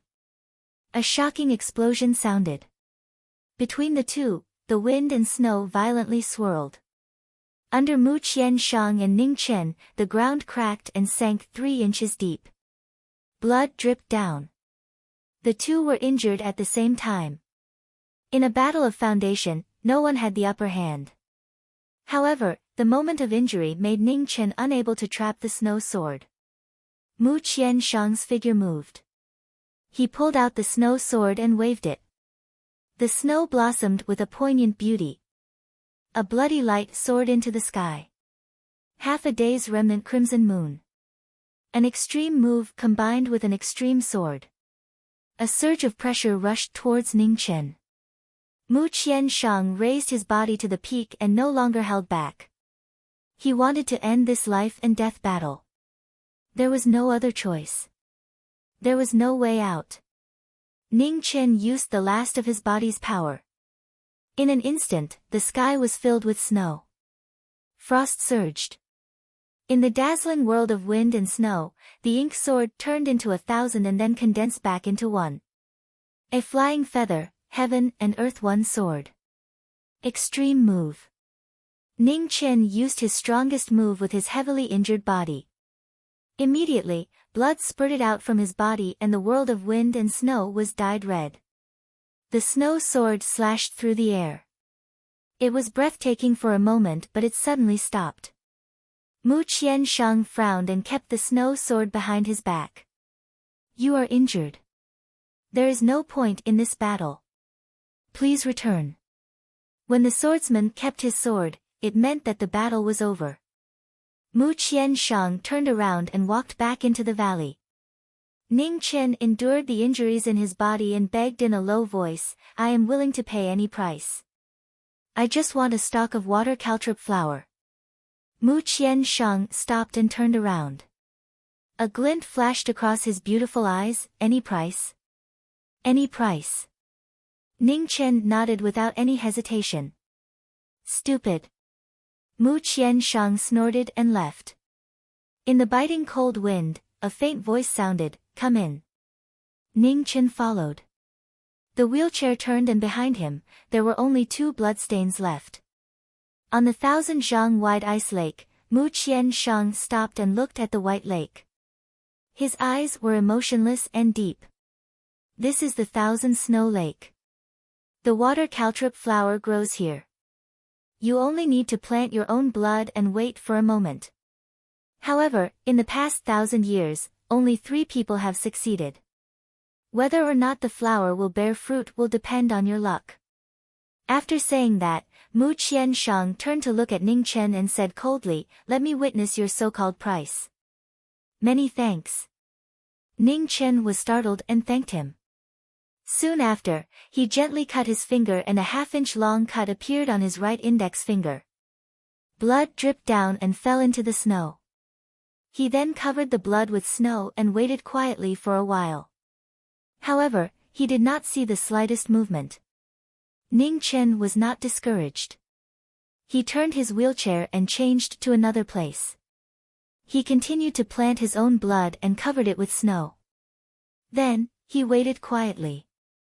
Not far away, Mu Qiansheng calmly watched all of this. There was not the slightest fluctuation in his eyes. Half a day later, Ning Chen ate the broken heart grass and circulated his cultivation to suppress the injuries that were about to erupt again. The 1,000-snow lake was still peaceful and there was not the slightest change. Ning Chen's right index finger had scabbed over, so he changed to another finger. Half a day later, it scabbed over again. Then, he changed to another finger. 3 days later, all 10 fingers had already scabbed over. Ning Chen frowned slightly and tore open the scab. In order to prevent the wound from scabbing over, he made a deeper cut. There was still no movement on the lake. The blood he planted had not yet borne the water caltrip flower. Ning Chen had the life scroll and his recovery speed was much faster than ordinary people. So, it did not seem to have much effect. Another 4 days later, all 10 fingers had scabbed over again. Moreover, the bleeding from the wound did not seem to be as smooth. Ning Chen ate the broken heart grass again and tore open the scab, still silently planting hope. The 10 fingers were connected to the heart. But now, it did not seem to hurt. Mu Qiansheng walked over and looked at Ning Chen, indifferently asking, "Do you have any last wishes?" Ning Chen looked at his right index finger that was no longer bleeding and frowned. He tore open the scab again and said in a hoarse voice, "If the water caltrip flower blooms, help me send it to the southern border's Prince Yu's residence."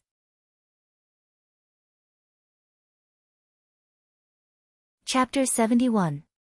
Half a month later, Ning Chen's hair began to turn white. Not much, but under his black hair, there were strands of snow that could only be seen when the cold wind blew.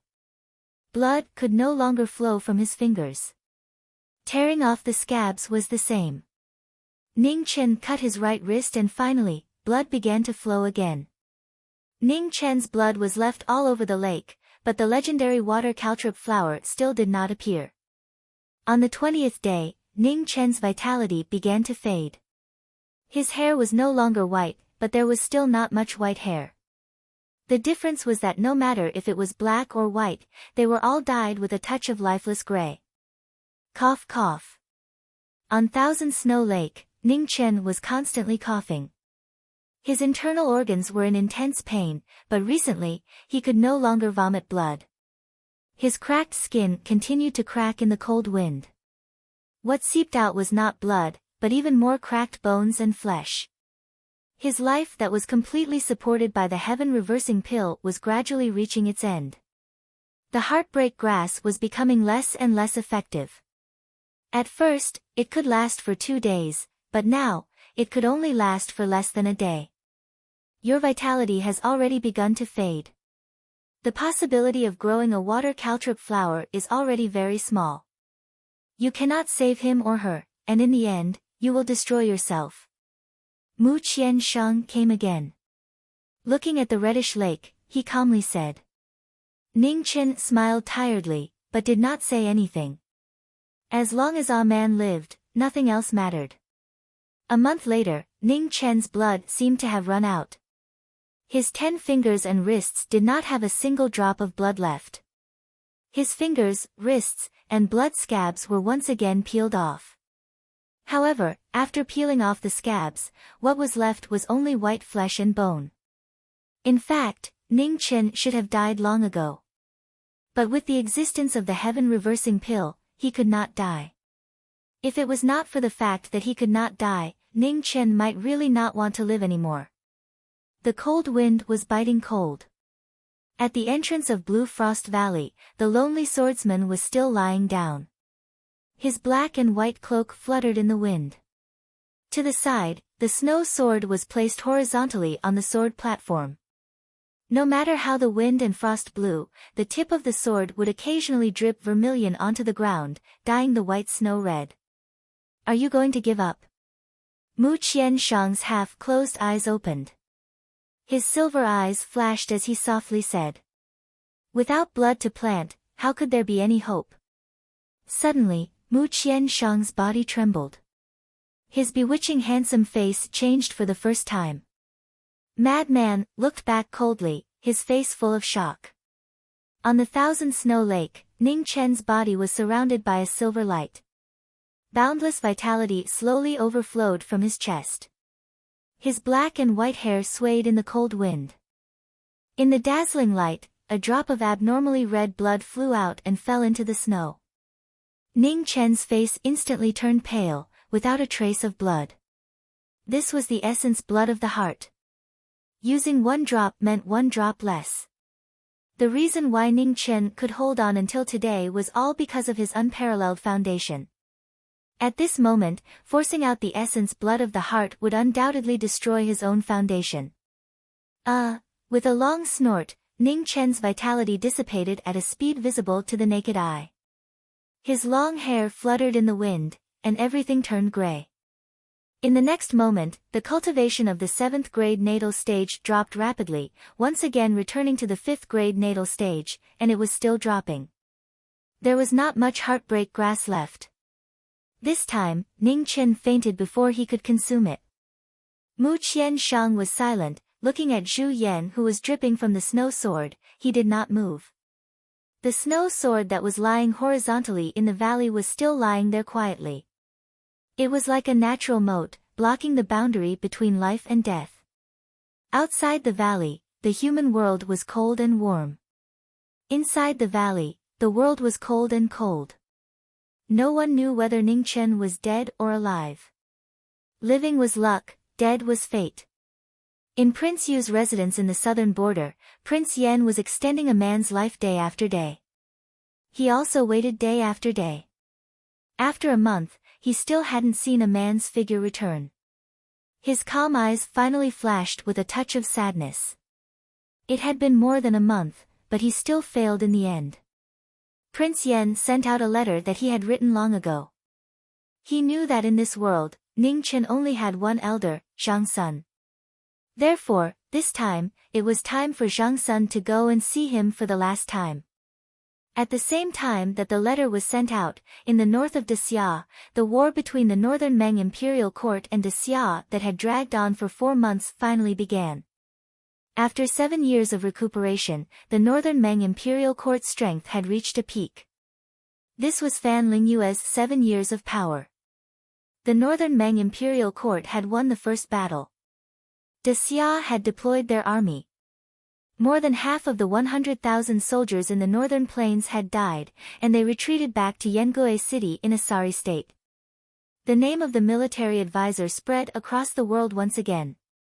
Marquis Beiwu guarded Yengue city, while Marquis Qinghe guarded Xingqiao Pass. They blocked the two routes that the northern Meng Iron Cavalry had to take to go south. The Yengue city garrison, together with the 40,000 soldiers that had retreated, had a total of 170,000 soldiers. They faced the northern Meng army head-on. The 100,000 soldiers that Marquis Qinghe brought from Qinghe city were stationed at Xingqiao Pass. They were also on guard, preventing the northern Meng army from going around. A swordsman comprehended the sword. The snow sword flew up and landed in the swordsman's hand. The world of wind and snow changed instantly. An ink painting of mountains and rivers spread out. A waterfall fell from the sky. The tip of the sword pierced the sky. The black mountains and the white water were all in the concept of the sword. The amazing swordsman wrote a legend. Under the waterfall, the swordsman danced. With a slash of his sword, a snow-colored brilliance cut through the waterfall. The rushing water instantly stopped. After a while, the swordsman kept his sword. A cold silver light flashed in his eyes. The ink painting of mountains and rivers quickly dissipated. Green Frost Valley returned to normal. Green Frost Valley, at the center of Thousand Snow Lake. A figure sat on a wheelchair, motionless. Beside him, a beautiful ice flower bloomed in the wind. The dark red flower was as bright as fresh blood. In the wind and snow, it was so beautiful that it shook one's soul. Mu Qiansheng slowly walked over. Looking at the caltrip crystal flower on the lake, his expression did not change. With a wave of his hand, the caltrip crystal flower turned into a stream of light and flew into his hand. Outside the valley, the sound of horse hooves could be heard. Mu Qiansheng frowned.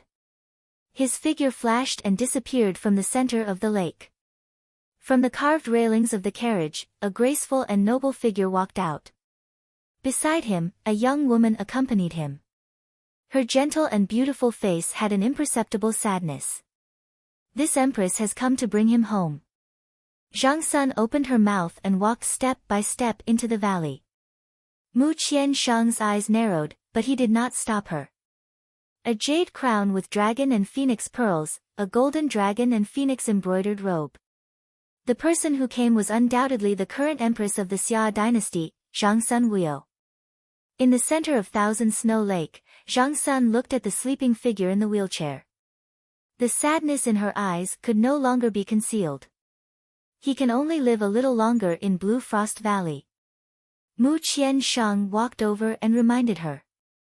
No need. He has been out for too long. It is time for him to go home. Zhang Sun looked at Ning Chen's gray hair and said indifferently.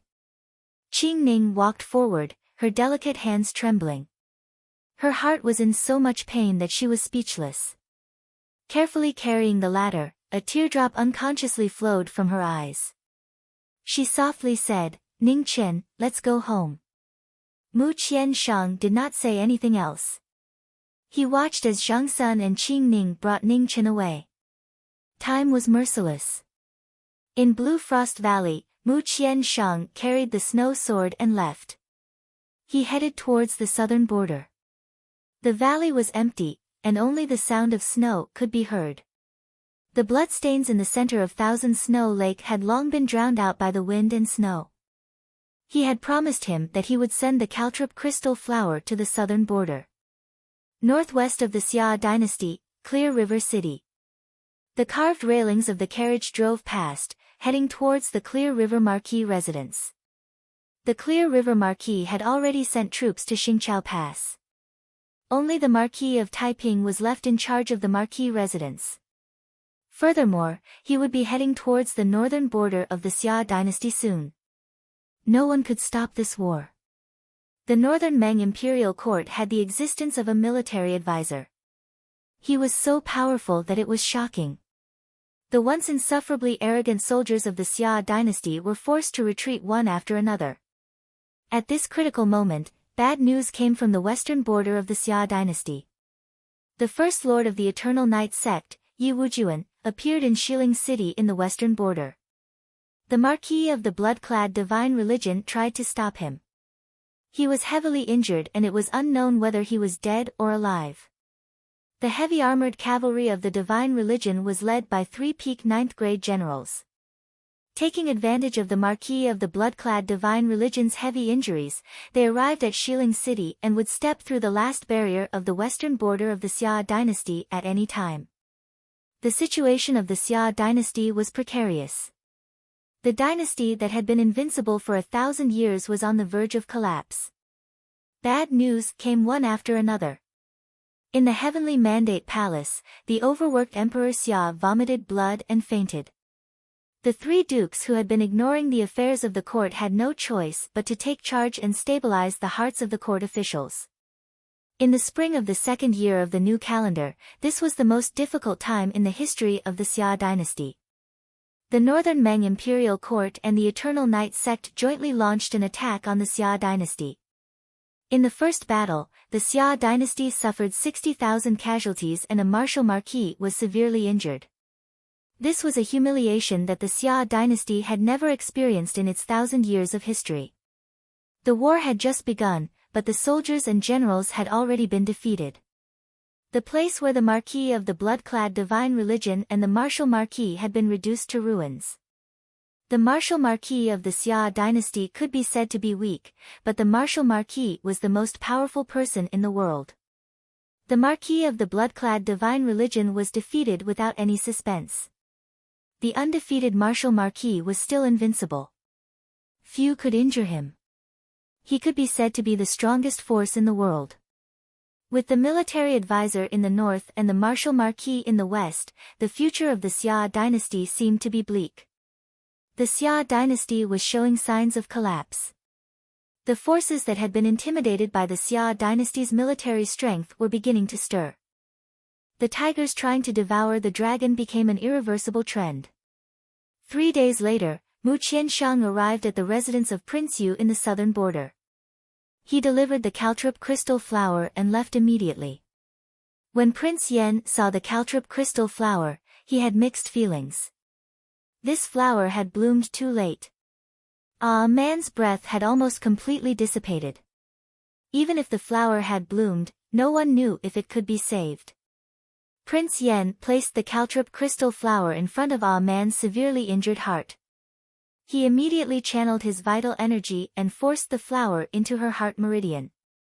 In the next moment, the caltrop crystal flower bloomed beautifully. The flower bloomed even more beautifully, dyeing the entire room a demonic blood red. A man still did not wake up. Prince Yan was powerless. He could only continue to use his vital energy to heal her body every day. 2 days later, the king of barbarians arrived. He received the letter sent by a man. When he arrived at the residence of Prince Yu, he realized that he was late. The king of barbarians took a man away. This insufferably arrogant ruler of the barbarian dynasty seemed to have aged 10 years in a day. He was in so much pain that he could not say a word. At the same time, in the residence of Marquis Qinghe, the gray-haired Ning Chen was also lying on the bed. He was motionless. His body was cracked and there was not a single part of his arms that was intact. He looked extremely miserable. Zhang Sun and Qing Ning were quietly guarding by the side. Neither of them said a word. Time only left a name, it was merciless. 2 unconscious figures, one in the barbarian dynasty and the other in Qinghe, were separated by more than 1,000 miles. They should not have met. In the end, they were far away.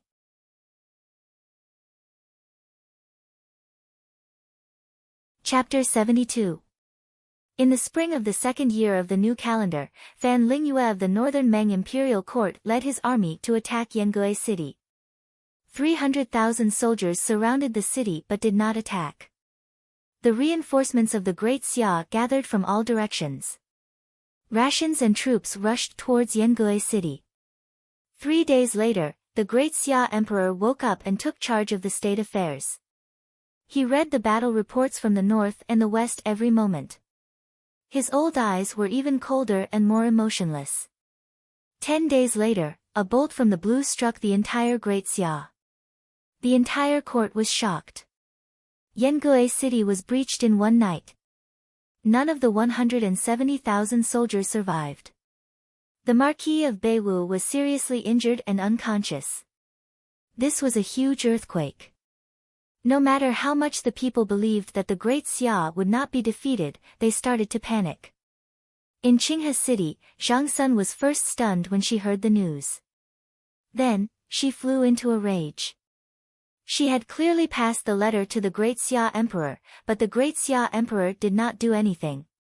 After Yangue City was breached, the 300,000 soldiers of the Northern Meng Imperial Court chose to massacre the entire city. In just half a day, millions of civilians were slaughtered. Corpses piled up into mountains and blood flowed like rivers. The order was given by the military advisor. The merciless order made the generals feel cold all over.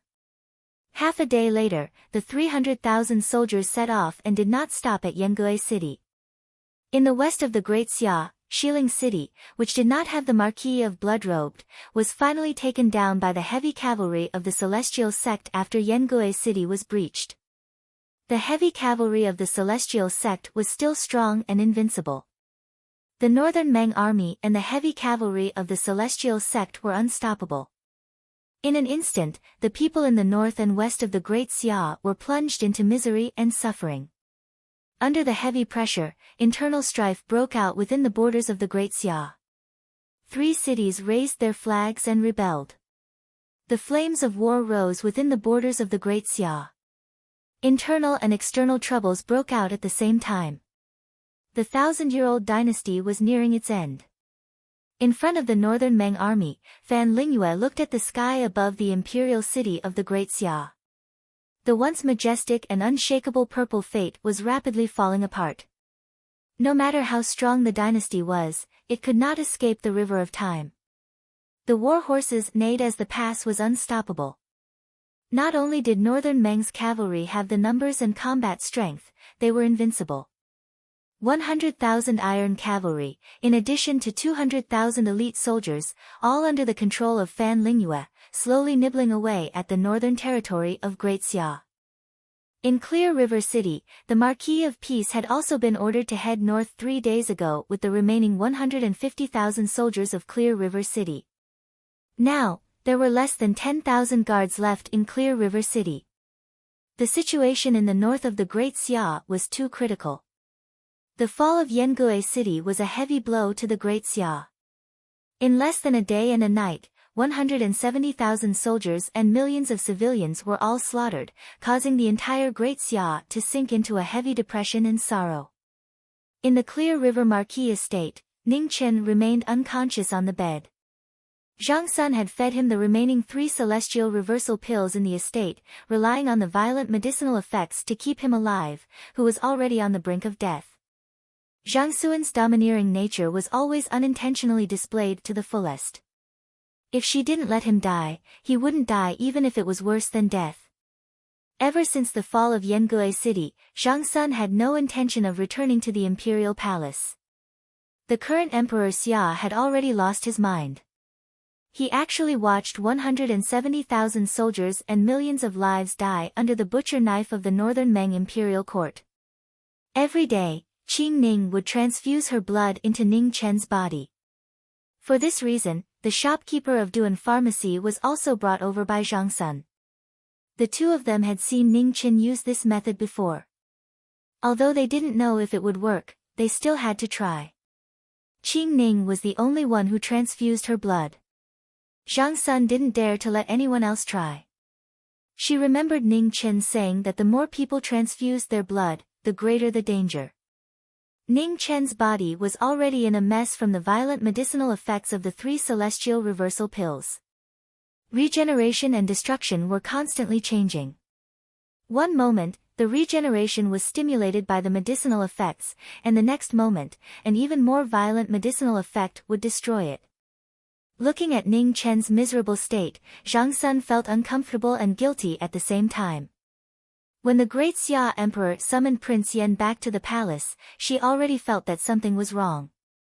Although the rumors in the palace and the letters from the 4 Confucian officials made the great Xia Emperor suspicious, it wasn't to the extent of making things difficult for Prince Yan.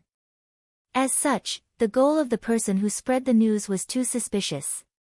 Since it wasn't to deal with Prince Yan, then the real goal of letting Prince Yan leave was very likely to be Ning Chen. She sent someone to inform Prince Yan of her suspicions. Prince Yan, who was under house arrest in the palace by the great Xia Emperor, immediately rushed out of the palace after receiving the warning. Unexpectedly, he was still one step too late. Neither she nor Prince Yan thought that the person behind this was the military advisor of the Northern Meng imperial court. They also didn't think that Fan Lingyue would think so highly of Ning Chen that he would directly send the first disciple of the Northern Meng innate stage, Si Mingjian. There was no need to use a sledgehammer to kill a chicken. Everyone knew this, but the military advisor of the Northern Meng didn't think so. He wanted Ning Chen dead without a doubt. In the imperial edict palace of Great Xia, the Great Xia Emperor sat on the dragon throne and looked at the battle reports in his hands. His expression was gloomy, and he didn't say a word. Your Majesty, the city lord of Jiangyu City has been acting strangely recently.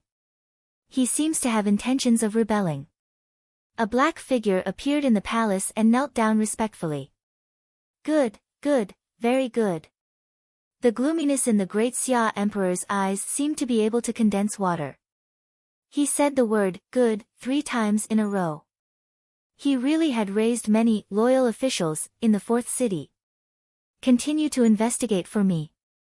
See which other cities are rebelling, the great Xia Emperor said in a low voice.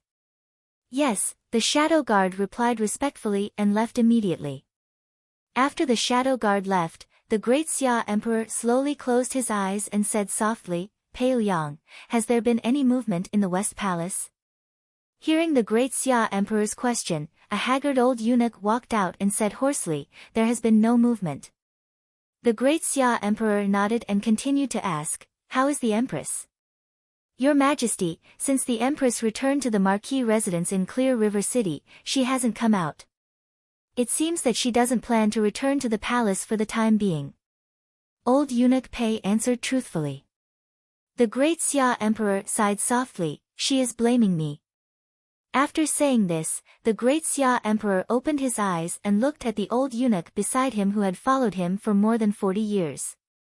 He said in a low voice, Pale Yang, do you think what I did was right or wrong? Old eunuch Pei was very old. His face was full of wrinkles and he was thin and haggard. However, when he heard the great Xia Emperor's words, his expression was as expressionless as usual. He replied, Your Majesty is the great Xia Emperor. What the great Xia Emperor does is always right. Ha! The great Xia Emperor laughed, his eyes filled with madness. He said domineeringly, that's right. I am the great Xia Emperor. I will never be wrong. I want to see how these little rats are going to swallow me, a true dragon. Old eunuch Pei didn't say anything.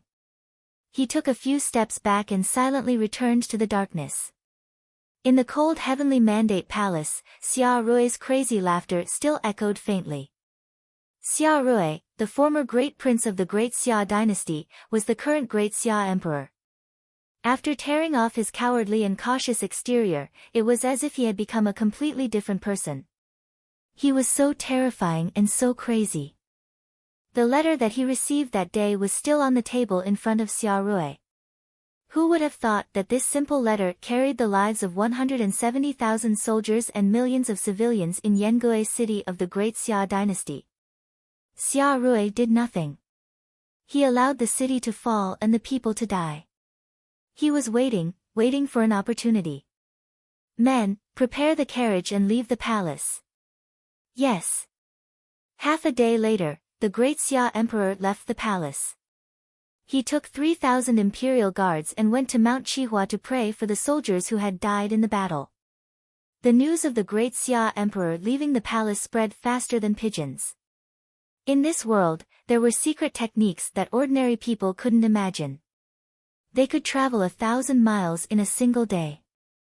The great Xia emperor leaving the palace was a big deal. Mount Qihua was located in the west of the Great Xia dynasty, about 300 miles away from the imperial city. If they hurried, they could reach it in less than 3 days. 3,000 miles of imperial guards were on standby. They escorted the Great Xia emperor all the way to the west. They finally reached Mount Qihua on the 3rd day. The Great Xia emperor ascended the heaven-reaching platform, accompanied by old eunuch Pei and 5 shadow dragon guards. Below him, 3,000 imperial guards blocked off all the paths. However, the most unexpected thing happened. A half-step to innate realm and 8 level 9 peerless experts climbed up from the cliff of Mount Qihua and appeared suddenly. Everyone present did not have time to react. Half a day later, the news of the Great Xia emperor being assassinated and falling off the cliff with serious injuries spread. The world was shocked. At first, people were still suspicious. However, after the 3 dukes came out to supervise the court, all their suspicions disappeared. Everyone knew that the 3 dukes of the Great Xia dynasty were not allowed to interfere in the court unless it was absolutely necessary. This was the rule of the Great Xia dynasty for thousands of years. Except for the half-step to the Xiantian realm, none of the 9 assassins survived. However, after the half-step to the Xiantian realm returned to Jiangyu City and confirmed the news of the Great Xia emperor falling off the cliff, he died. Since then, the Great Xia emperor falling off the cliff became an undeniable fact. The Great Xia dynasty was in chaos. This time, even the 3 dukes could not suppress it. After Jiangyu City, 3 more cities rebelled. Now, the chaos of the 7 cities officially began. The powerful Great Xia dynasty finally showed signs of weakness under such internal and external troubles. The collapse of the Great Xia dynasty after thousands of years seemed unstoppable. No one thought that there would be so many hidden dangers in the Great Xia dynasty. The Great Xia dynasty had been invincible for thousands of years. No one thought that there would be any possibility of this huge dynasty collapsing, let alone something as stupid as a rebellion. In the end, the people of the Great Xia dynasty underestimated the terrifying temptation of power. The Great Xia dynasty was about to fall. The ambitious people in the dark could not wait any longer. This day, in Qinghe city of the Great Xia dynasty, Ning Chen woke up. His hair was gray and he lay on the bed. His fingers moved slightly. At the same time, a man, who was far away in the barbarian dynasty, seemed to have sensed it. Her fingers moved as well. The caltrop flower that was planted with the essence of blood in their hearts connected their hearts. Even if they were thousands of miles apart, they could not block this connection. Similarly, the barbarian king and Zhang Xuan's tired faces were filled with joy. The recent days of sleepless nights finally paid off. However, there was a slight difference. The barbarian king was happy and distressed at the same time. Zhang Sun was happy but angry at the same time. She had protected him time and time again, even going against the will of the Great Xia emperor. However, he did not know how to cherish himself. You're tuning in to the Blissful Bookshelf YouTube channel. We're so grateful for your support and don't forget to subscribe to join us on this incredible journey through captivating stories. Your generosity through donations truly makes a world of difference, as it's the primary source of revenue that allows me to expand and enhance this channel for you. Thank you from the bottom of my heart for being a part of this adventure.